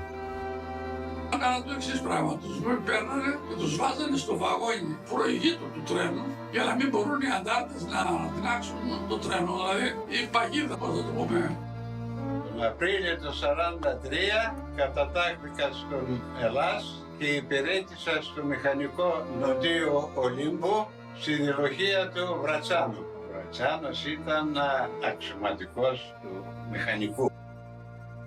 Είχαν γίνει αρκετές ανατινάξεις τρένων σε περιοχές της Βορείου Ελλάδος από πληροφορίες που είχαν δώσει τριατατικοί αντιστασιακοί. Μια τέτοια ενέργεια ήταν η ανατείναξη της γέφυρας των Τεμπών, την ώρα που περνούσε γερμανική αμαξοστοιχεία από τους αντάρτες του Αντώνη Αγγελούδη ή Βρατσάνου, τον Φλεβάρη του 1944. Οι νεκροί Γερμανοί ήταν εκατοντάδες. Εδώ βλέπουμε το Βρατσάνο με άλλους συναγωνιστές του, αρκετά χρόνια μετά, να κάνουν αναπαράσταση ανατείναξης μιας σιδηροτροχιάς. Η μάχη της Νεάπολης. Στις 16 Οκτωβρίου, λίγες μέρες πριν την απελευθέρωση, έγινε μία προσπάθεια από κάποιες δυνάμεις ταγματασφαλιτών να καταλάβουν τις δυτικές και βόρειες συνοικίες της πόλης. Ο Ελλάς, γνωρίζοντας ήδη από πριν αυτό το σχέδιο, περίμενε τους ταγματασφαλίτες στις ταράτσες των παραπάνω συνοικιών και τους αποδεκάτησε, στέλνοντας τις διάσπαρτες δυνάμεις τους κάτω από την Εγνατία, όπου βρίσκονταν οι ισχυρές γερμανικές δυνάμεις. Η μάχη αυτή έμεινε στην ιστορία ως η μάχη της Νεάπολης. Βρέθηκα στο τάγμα Χορτιάτη. Βέβαια, δώσαμε αρκετές μάχες, παλέψαμε, κάναμε ό,τι μπορούμε. Ταυτόχρονα κάναμε και μια καλή χοροδία στο πολιτιστικό τμήμα. Στον Ελλάς δεν υπήρχε υποχρεωτική στρατολογία, αλλά καθαρά όλοι τους ήταν εθελοντές. Η ιστορία του Χορτιάτη έχει διευκρινιστεί τα επίσημα έγγραφα του Ελλάς, τα οποία μου έδωσε σε μένα ο καπετάν Χορτιάτης. Την ημέρα της καταστροφής, εγώ βρισκόμουν στη φυλακή στο στρατόπεδο Παύλου Μελά σε ηλικία 12 ετών. Υπήρχε η πληροφορία ότι οι Γερμανοί ετοιμάζονταν να ανέβουν στο Χορτιάτη. Αυτό έγινε γιατί τις προηγούμενες μέρες, στις 19 και 31 Αυγούστου, ο Ελλάς χτύπησε μια φάλαγγα από Βουλγάρους στρατιώτες. Οι Γερμανοί λοιπόν, αντιλαμβανόμενοι ότι ο δρόμος ελέγχεται από τον Ελλάς, αποφάσισαν να ανέβουν στο χωριό για εκαθαριστικές επικρίσεις. Αυτό μαθεύτηκε, το έμαθε ο Ελλάς. Δεν ξέραν ποια μέρα θα ανέβει. Ότι ετοιμάζονταν να ανέβουν ήταν γεγονός. Στήθηκε λοιπόν η ενέδρα στις 2 Σεπτεμβρίου στην Καμάρα. Συμπτωματικά την ημέρα εκείνη ανέβαινε το αυτοκίνητο της σύντρευσης που πήγαινε κάθε 15 μέρες, κάθε εβδομάδα να τοποθετήσει το χλώριο στην πηγή του Χορτιάτη. Στο πρώτο αυτοκίνητο ήταν 2 Έλληνες, οι οποίες στο Αλτ της ενέδρας δεν σταμάτησαν. Όταν λοιπόν δεν σταμάτησε στο Αλτ, η ενέδρα μόλις πέρασε το αυτοκίνητο, πυροβόλησε από πίσω, διότι είχαν εντολή να μην αφήσουν να περάσει κανένας και τραυμάτισε τους 2 οδηγούς. Σε λίγο ήρθε ένα δεύτερο αυτοκίνητο με τον χημικό, τον Γερμανό, ο οποίος ήταν ο χημικός που θα έβαζε το φάρμακο στην πηγή, το χλώριο. Το αυτοκίνητο αυτό συνοδεύονταν και από 2 ή 3 ένοπλους Γερμανούς. Έτσι η ενέδρα βάζει κατά του αυτοκίνητο με τους Γερμανούς και η πρώτη σφαίρα ή από τις πρώτες σφαίρες χτυπάνε τον οδηγό που ήταν και ο χημικός εδώ στο λαιμό. Και τότε έπρεπε να πάρουμε τα μέτρα μας κατά ποιο τρόπο μπορούσαμε να φυλάξουμε το χωριό. Εν τω μεταξύ είχαμε 2 λάρτες από το χωριό. Ένας ονόματι Ζαχαριάδης και ένας Κάι. Δόθηκε εντολή σε αυτούς να κατέβουν στο χωριό να ειδοποιήσουν τον κόσμο, να είναι προετοιμασμένοι να αποχωρήσουν, να φύγουν για να σου πούν. Γιατί δεν ξέρουμε τι μπορεί να συμβεί. Και έγινε αυτό που έγινε και αυτοί που περισσότερο σκοτωθήκαν και καήκαν στην Χορτιάτη ήταν άνθρωποι που άκουσαν τον πρόεδρο και τον παπά. Κάτι και δεν ήξεραν τι να κάνουν. Ο πρόεδρος της κοινότητας προέτρεπε τους αριστερούς να φύγουν.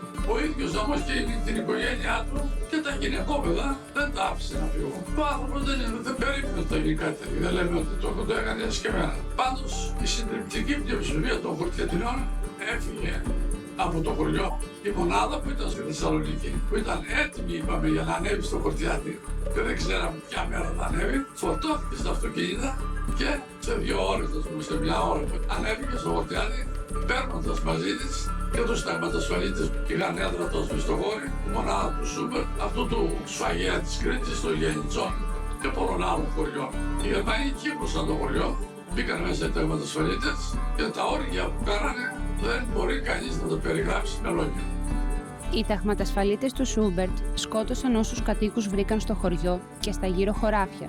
Δεν έκαναν διάκριση ανάμεσα σε γυναίκες, γέρους, παιδιά. Μέχρι και νεογέννητα μωρά σκότωσαν, βάζοντάς τα στο φούρνο ενός κατοίκου της περιοχής, στο φούρνο του Γκουραμάνη. Απελευθέρωση της Θεσσαλονίκης από τον Ελλάς, 30 Οκτώβρη 1944. Οκτώβρης του 1944. Οι Γερμανοί χάνουν σε όλα τα μέτωπα στην Ευρώπη. Είναι ζήτημα χρόνου να εγκαταλείψουν και την Ελλάδα. Στις 30 Οκτωβρίου, όλα τα συντάγματα του Ελλάς Κεντρικής Μακεδονίας κυκλώνουν περιμετρικά τη Θεσσαλονίκη. το πυροβολικό του 31ου Συντάγματος Χαλκιδικής χτυπάει τις γερμανικές δυνάμεις στο αεροδρόμιο του Σέδες. Δυνάμεις του Ελλάς πόλης προστατεύουν από τυχόν ανατινάξεις τον Μήλο του Αλατίνη, τον ηλεκτρικό σταθμό στην Αγίου Δημητρίου, το λιμάνι, την εφορία υλικού πολέμου και το σιδηροδρομικό σταθμό. Το εργοστάσιο ηλεκτρισμού που τροφοδοτούσε τη Θεσσαλονίκη σώθηκε χάρη στο τάγμα του Ελλάς Αγίας Τριάδος, με νεκρούς τους Γερμανούς μοτοσικλετιστές που πήγαν να το ανατινάξουν. Οι Γερμανοί συγκεντρώνονται στην Εγνατία και αποχωρούν μέσω της οδού Μοναστηρίου. Τα τμήματα του Ελλάς Μακεδονίας απελευθερώνουν ανέμακτα την πόλη της Θεσσαλονίκης, ακυρώνοντας το σχέδιο των ταγμάτων ασφαλείας που βρίσκονταν λίγα χιλιόμετρα έξω από την πόλη, στο χωριό Άγιος Αθανάσιος, και περίμεναν ένα νεύμα των Άγγλων και της χωροφυλακής για να εισέλθουν αυτοί μέσα στην πόλη ως απελευθερωτές. Ο Ελλάς, με ένα ακόμη τέχνασμα, αφοπλίζει ανέμακτα πάλι τη χωροφυλακή που είχε οχυρωθεί μέσα στη Χάνθ και περίμενε εντολές από τον Χρυσοχώου και τους Άγγλους. Η Θεσσαλονίκη είναι πια ελεύθερη. Ο λαός πανηγυρίζει στους δρόμους. Πήραμε εντολή να έρθουμε προς τη Θεσσαλονίκη. Φτάσαμε τη δεύτερη μέρα στη Θεσσαλονίκη, τραγούδια με βηματισμό, με τα τραγούδια του μηχανικού. Περάσαμε την Εγνατία και ήρθαμε στο 50 Σύνταγμα, στη Στρατώνηση. Ο λόγος ο δικός μας πήρε εντολή να έρθει στο στρατόπεδο Παύλου Μελά να αναλάβει τον έλεγχο των τροφίμων που φέρναν από τα χωριά οι συγγενείς των Παουτζίδων, οι οποίοι ήταν σαν σαρδέλης μέσα στη Στρατώνηση. Περίπου 10.000 ήταν μέσα σε αυτά τα κτίρια που είναι τώρα εκεί πέρα. Στον Δεύτερο Παγκόσμιο Πόλεμο, αρκετοί Βούλγαροι και Ιταλοί αντιφασίστες δεν ήθελαν σε καμία περίπτωση να συμμετέχουν σε έναν άδικο πόλεμο απέναντι στην Ελλάδα. Ειδικά οι Ιταλοί παραδίνονταν κατά χιλιάδες με τον οπλισμό τους στις ελληνικές αντιστασιακές οργανώσεις. Υπήρξαν όμως και κάποιοι ακόμα που συμμετείχαν στην αντιφασιστική αντίσταση. Οι Γερμανοί αντιφασίστες διεθνιστές στις τάξεις του Ελλάς. Στη Θεσσαλονίκη, όπως και σε άλλες περιοχές της Ελλάδας, υπήρξαν Γερμανοί που δεν ήθελαν τον πόλεμο και ήταν εχθρικοί απέναντι στον Χίτλερ. Ένας από αυτούς ήταν ο φιλέλληνας ταγματάρχης Δόκτωρ Γεώργιος Έκερτ. Από την αρχή της κατοχής έφτιαξε μία αντιφασιστική ομάδα και ήρθε σε επαφή με τον Ελλάς πόλης. Η ομάδα αυτή έδωσε χρήσιμες πληροφορίες και οπλισμό στην ελληνική αντίσταση και κάποιες φορές προς το τέλος της κατοχής άνοιξε τις φυλακές και απελευθέρωσε Έλληνες αντιστασιακούς που πήγαιναν για εκτέλεση. Προκήρυξη της Αντιφασιστικής Επιτροπής Γερμανών Στρατιωτών η Ελεύθερη Γερμανία. Σύντροφε, ξέρεις ότι στα βουνά υπάρχει μια Αντιφασιστική Επιτροπή Στρατιωτών Ελεύθερη Γερμανία? Αν θες να ξαναδείς την πατρίδα και την οικογένειά σου, έλα σε μας. Έχεις την εκλογή. Να πεθάνεις για τον Χίτλερ, για την ιμπεριαλιστική κλίκα του, για το δίχως νόημα πόλεμό του. Να ζήσεις για μια ελεύθερη, δημοκρατική Γερμανία. Πάρε τα αρματά σου, έλα σε μας. Αδελφώσου με τους Έλληνες αγωνιστές της Λευτεριάς, τους αντάρτες του Ελλάς, και αγωνίσου ενάντια στον Χίτλερ, ενάντια στην Γκεστάπο. Η Γερμανία, όταν ειρηνέψει, θα σε ευγνωμονεί. Εδώ τους βλέπουμε να παρελάβουν ως απελευθερωτές μαζί με τις δυνάμεις του Ελλάς στη Λεωφόρο Νίκης, με υψωμένες τις γροθιές κατά τα ισπανικά πρότυπα. Η μάχη του Κιλκής. Τις τελευταίες μέρες, πριν την απελευθέρωση της Θεσσαλονίκης, το σύνολο των ταγμάτων ασφαλείας της Κεντρικής Μακεδονίας βρέθηκε στην πόλη του Κιλκής. Εκείνες τις μέρες, οι αξιωματικοί των δοσυλλογικών δυνάμεων ήρθαν σε επαφή με τον εδές του Ζέρβα, τους Άγγλους και την εξόριστη κυβέρνηση του Γεωργίου Παπανδρέου σε μία προσπάθειά τους να επέλθει κάποια συμφωνία συνεργασίας. Κανείς από τους τρεις όμως δεν θέλει να συνομιλήσει επίσημα μαζί τους, θεωρώντας τους δοσυλλογικά τμήματα. Τους καλεί να παραδοθούν μαζί με τον οπλισμό τους στις αντιστασιακές οργανώσεις. Ο Ελλάς μάλιστα τους καλεί έστω και την τελευταία στιγμή να στρέψουν τα όπλα τους εναντίον των κατακτητών. Αυτοί με τη σειρά τους όχι μόνο δεν δίνουν ούτε μία μάχη εναντίον των Γερμανών, αλλά προετοιμάζουν κατά τον καλύτερο δυνατό τρόπο την αποχώρησή τους, περιμένοντας την αλλαγή φρουράς από τους Άγγλους. Στις 4 Νοέμβρη του 1944, ο Ελλάς τους καλεί για τελευταία φορά να παραδοθούν. Τα τάγματα ασφαλείας αρνούνται. Έτσι ξεκινάει η φωνικότερη μάχη που έγινε στη χώρα ανάμεσα στο σύνολο των δυνάμεων του Ελλάς Κεντρικής Μακεδονίας και στους Έλληνες συνεργάτες των Γερμανών των ίδιων περιοχών. Ο νομάρχης Αμπατζόπουλος διετέλεισε 20 μέρες νομάρχης. Είπε στους οπλαρχηγούς των δεξιών ομάδων, να πούμε έτσι τη φράση καθαρά, των δεξιών ομάδων, τους είπε μην κάθεστε μέσα στην πόλη Κιλκής. Να σηκωθείτε και να πιάσετε όλον τον ορίζοντα γύρω από το Κιλκής. Έχει βουνά και λαγκάδια και εκεί θα γλιτώσει. Δεν τον άκουσαν, δεν τον άκουσε και ο Κισάπατσα. Οι μέρες περνάνε, είπαμε 26 Οκτωβρίου, μέσα σε 5-6 μέρες ο Ελλάς έρχεται και κυκλώνει το Κιλκής. Εμείς, ο Παπαδόπουλος έφυγε από το Κιλκής. Δέχτηκε την εντολή και συμβουλή του νομάρχη. Εγώ τότε ήμουν σαλπικτής. Ο Παπαδόπουλος αμέσως αστραπιαίος κινήθηκε, φύγαμε και ήρθαμε στα υψώματα της Ευκαρπίας.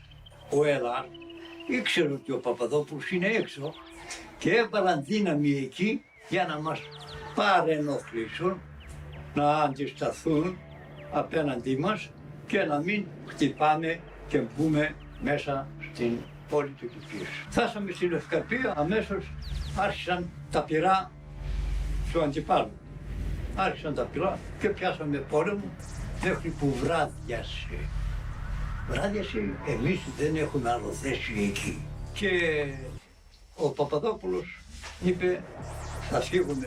Στη μάχη του Κιλκής ο λόγος ο δικός μου ήταν εφεδρεία της 10ης Μεραρχίας στο σιδηροδρομικό σταθμό του Κιλκής. Μέσα γινόταν χαμός, δεν ξεχώριζες ξεχωριστούς πυροβολισμούς, μια βοή από εκρήξεις, από αυτόματα, από διάφορα όπλα. Κάποια στιγμή, αφού δεν μπορούσαν πλέον να αντέξουν, κάναν μια προσπάθεια να σπάσουν τον Κλειό να βγουν προς τη Θεσσαλονίκη και διαλέξαν ένα για αυτούς ευαίσθητο σημείο. Ήταν μια δημιουργία μηχανικού με βαριά όπλα όλμος και βαριά πολυβόλα, μια δημιουργία Ιταλοί. Ιταλοί οι οποίοι προσχώρησαν στον Ελλάς και πολεμούσαν μαζί μας. Εκεί σπάσαν, άνοιξαν ένα ρήγμα μεγάλο και φεύγαν προς τη Θεσσαλονίκη. Τότε είχε πάρει εντολή ο λόγος ο δικός μας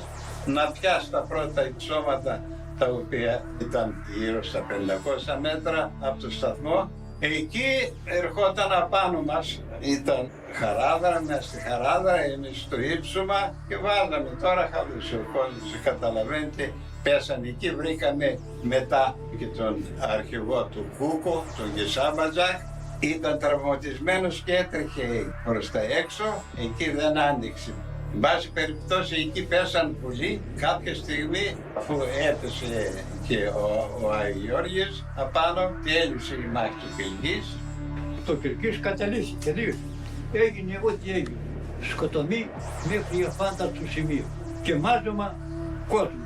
Μάζεψαν στο Σιδηρόπουλο την καπνοποθήκη, στο Φίξ, στο σινεμά του Σταμπουλή, την καπνοποθήκη του Βοιατζή και αλλού μεγάλα κτίρια που ήτανε μέσα κρατούμενοι.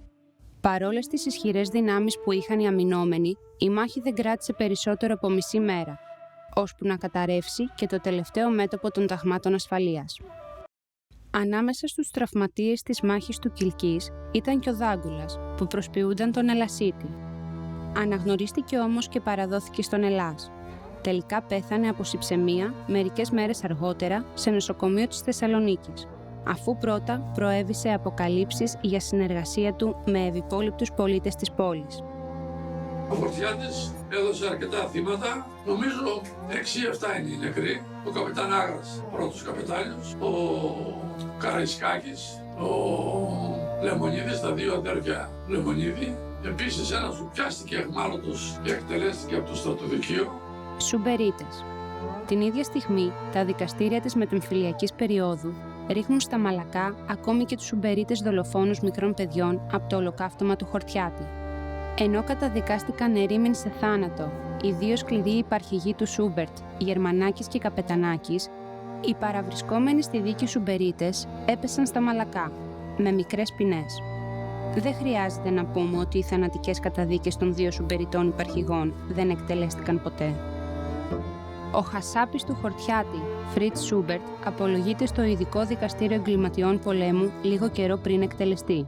Ήταν από τις ελάχιστες περιπτώσεις που το μετακατοχικό καθεστώς εκτέλεσε δοσύλλογο. Στον απελευθερωτικό αγώνα της κατοχής δεν ήταν μόνο να αγωνιστούμε για απελευθέρωση από τους Γερμανούς.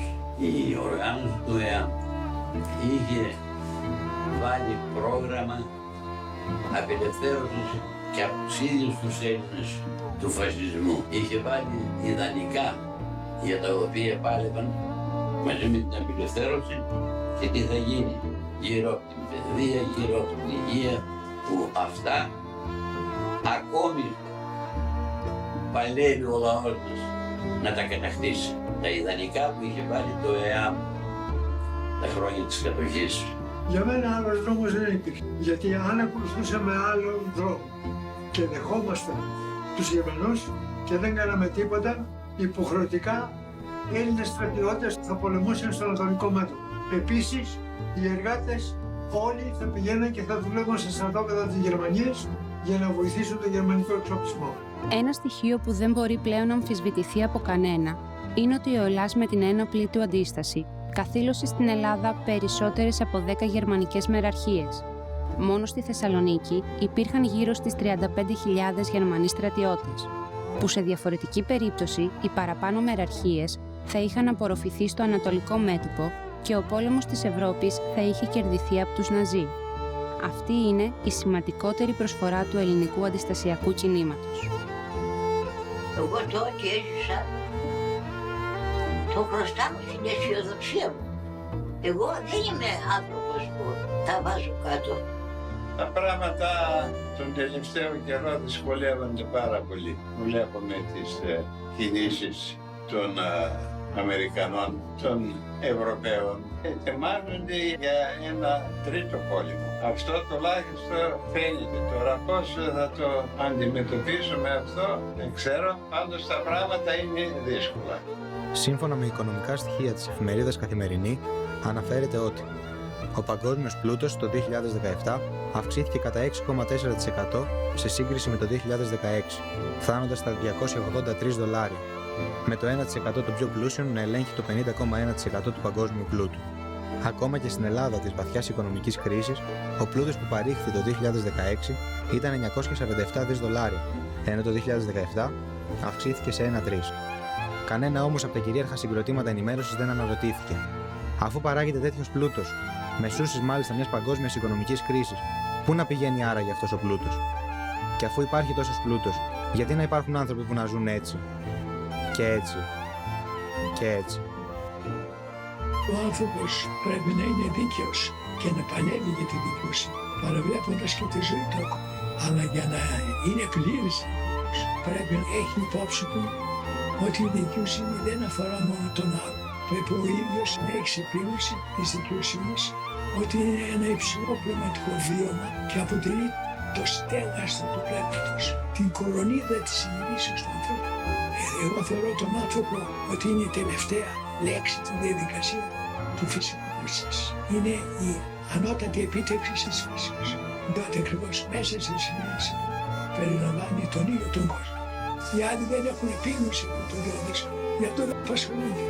Αλλά εκείνοι οι οποίοι αισθάνονται και βιώνουν την προβληματική του ανθρώπου, εκείνοι οφείλουν να έχουν αυτό το εντοπισμό του κέριου προβλήματος.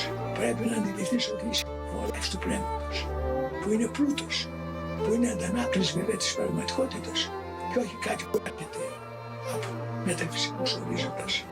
Εάν οι δικοί μας που έκαναν την κοινωνία στην Ρωσία είχαν αυτό το αίσθημα της δικαιοσύνης, τότε πλέον δεν θα είχαμε την κατάρρευση του σοσιαλιστικού καθεστώτος της Ρωσίας. Χρειάζεται λοιπόν αυτοπαίδευση στους αντιστασιακούς και στους αγωνιστές του οράματος αυτού. Αν δεν είσαι δίκαιος με την έννοια της παροχής, χωρίς ένα άλλο, με την έννοια της καλοσύνης, αγάπης, με την έννοια της αγάπης.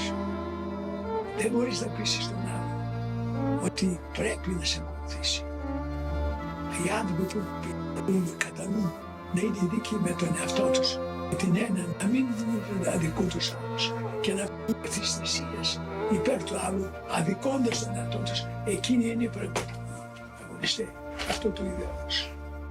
Εσύ σκοτώθηκες νωρίς, αλλά εγώ πώς να ξεχάσω την παρανομία και την απεργία, την απομόνωση και ακόμα εκείνα τα λόγια τα απλά του Νικόλα, τότε που μπήκαμε στο κόμμα, ότι είναι οι πλούσιοι απ' τη μια και εμείς οι φτωχοί από την άλλη, και να τα μοιράσουμε όλα στα ίσα, να πάψουν να υπάρχουν μικροί και μεγάλοι και κάτι χρονάκια πιο μετά ο χρόνος γυρνάει στη Σαλονίκη, στο Δημοκρατικό στρατό. Μα είχε πετάξει πια η νίκη, τον εσυλάβαν το 47. Λένε γειτόνισσες μπουρκωμένες, κάτι φασίστες στρατιωτικοί, κάτι κυβερνήσεις πουλημένες, και τον έριξαν στο κελί η βία και η εξουσία, και ύστερα πιάσανε οι νικητές να γράψουνε την ιστορία. Τα αστέρια λένε, τα ψαρεύεις πυροφάνι, και το κλειδί θα είναι κάτω απ' το γεράνι.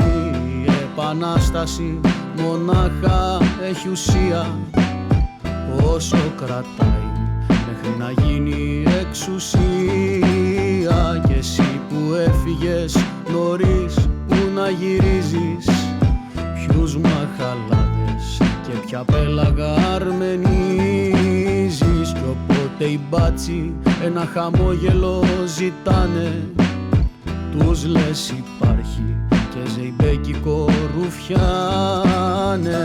Η ιστορία είναι τα ίχνης του χρόνου, το χώμα που περπατάτε κάτω ορνηθό σκάλισματα που λέει κι ο Μάρκος όσου κομμαντάτε. Τι γράφουν στο τέλος οι νικητές και ανυποψίαστοι την πιστεύουν, μα τι ζωντανεύουν οι δίχως φωνή. Και εκείνοι που γράμματα δεν κατέχουν, εκείνοι που γνώρισαν τη φυλακή, τα βασανιστήρια, την εξορία, σε Μακρονήσια, Ναύη και Γιάρο, Άγιο Ευστρατείο και Ικαρία. Αυτοί που κοιτούσαν το βασανιστή μέσα στα μάτια και του λέγαν βαράκια, κτηνοβολούσαν στα απόσπασμα μπρος κάτι από το πείσμα του Γκεβάρα. Και κάθε που πίνω στο ταβερνάκι μια κούπα στο χώμα, εβίβα και για μας, για τους νεκρούς μας, τους αγωνιστές, για τα κουτσαβάκια τα δικά μας. Καμιά φορά πάλι τους γράφω τραγούδια, μην τους ξεχνάμε και μένουμε μόνοι.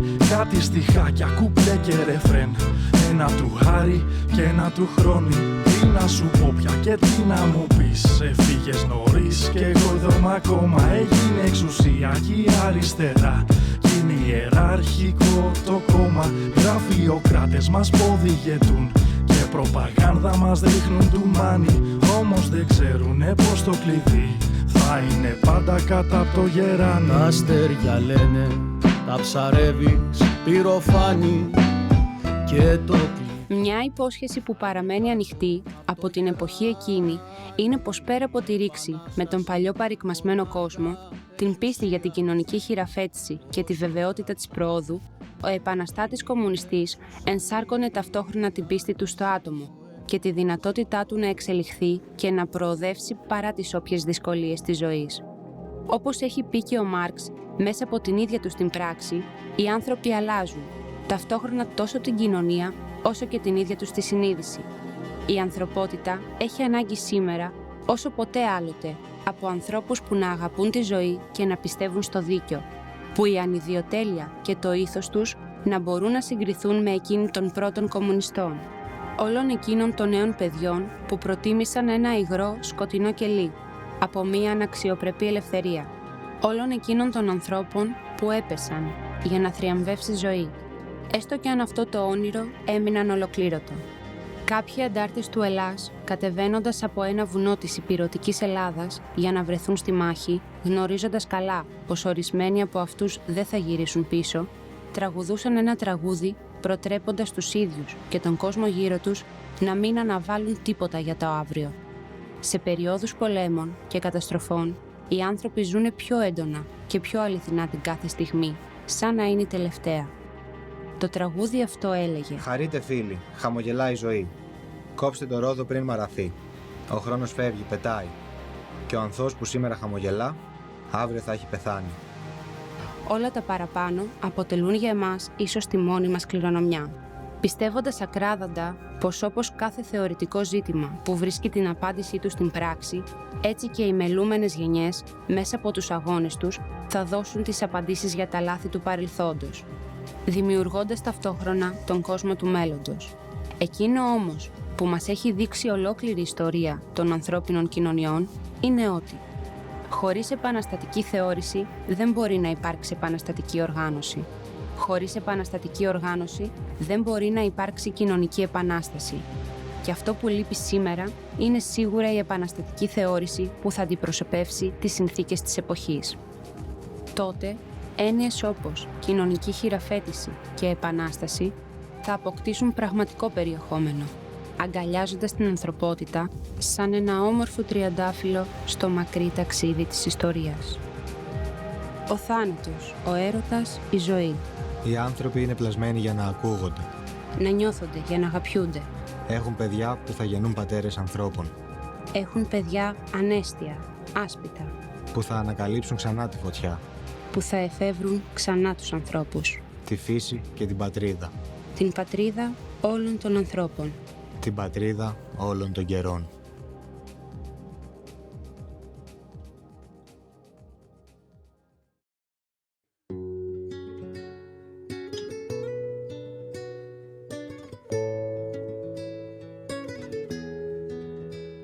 Στο beat που έγραψες Αντώνη θα ραπάρω και θα χαρίσω το τραγούδιο που γουστάρω. Τίτλο και νόημα δεν έψαξα για να βρω. Μια ρήμα κόκκινη πάνω σε φόντο μαύρο. Συναίσθημα παράξενο αλλά καθόλου ξένο. Να ζω την ίδια ώρα που πεθαίνω. Μη με παρεξηγείς για ό,τι δεις γραμμένο. Σε όσους μου έρχεται εδώ στο αφιερωμένο. Σ' αυτούς που αλήθεια γεννηθήκαν πριν πεθάνουν.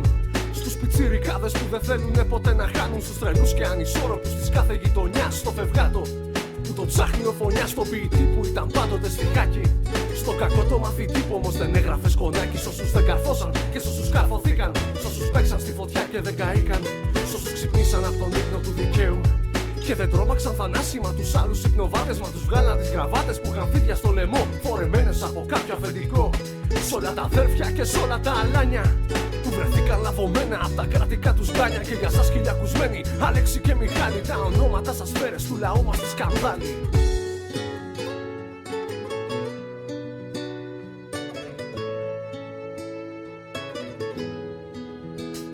Στο beat που έγραψες Αντώνη θα ραπάρω και θα χαρίσω το τραγούδιο που γουστάρω. Τίτλο και νόημα δεν έψαξα για να βρω. Μια ρήμα κόκκινη πάνω σε φόντο μαύρο.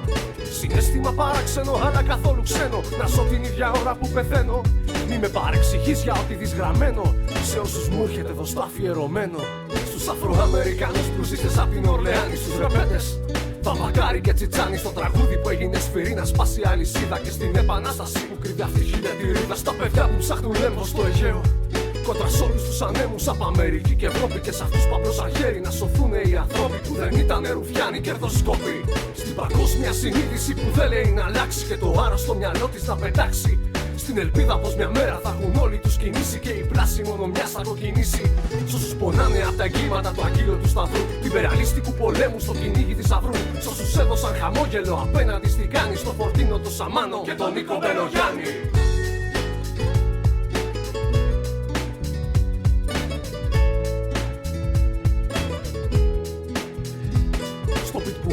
Αντώνη θα ραπάρω και θα χαρίσω το τραγούδιο που γουστάρω. Τίτλο και νόημα δεν έψαξα για να βρω. Μια ρήμα κόκκινη πάνω σε φόντο μαύρο. Συναίσθημα παράξενο αλλά καθόλου ξένο. Να ζω την ίδια ώρα που πεθαίνω. Μη με παρεξηγείς για ό,τι δεις γραμμένο. Σε όσους μου έρχεται εδώ στο αφιερωμένο. Τους έχει κερδίσει με το αίμα του και με τα όπλα του. Κυρίως με τα όπλα του. Κυρίως με το αίμα του. Κυρίως με το αίμα του.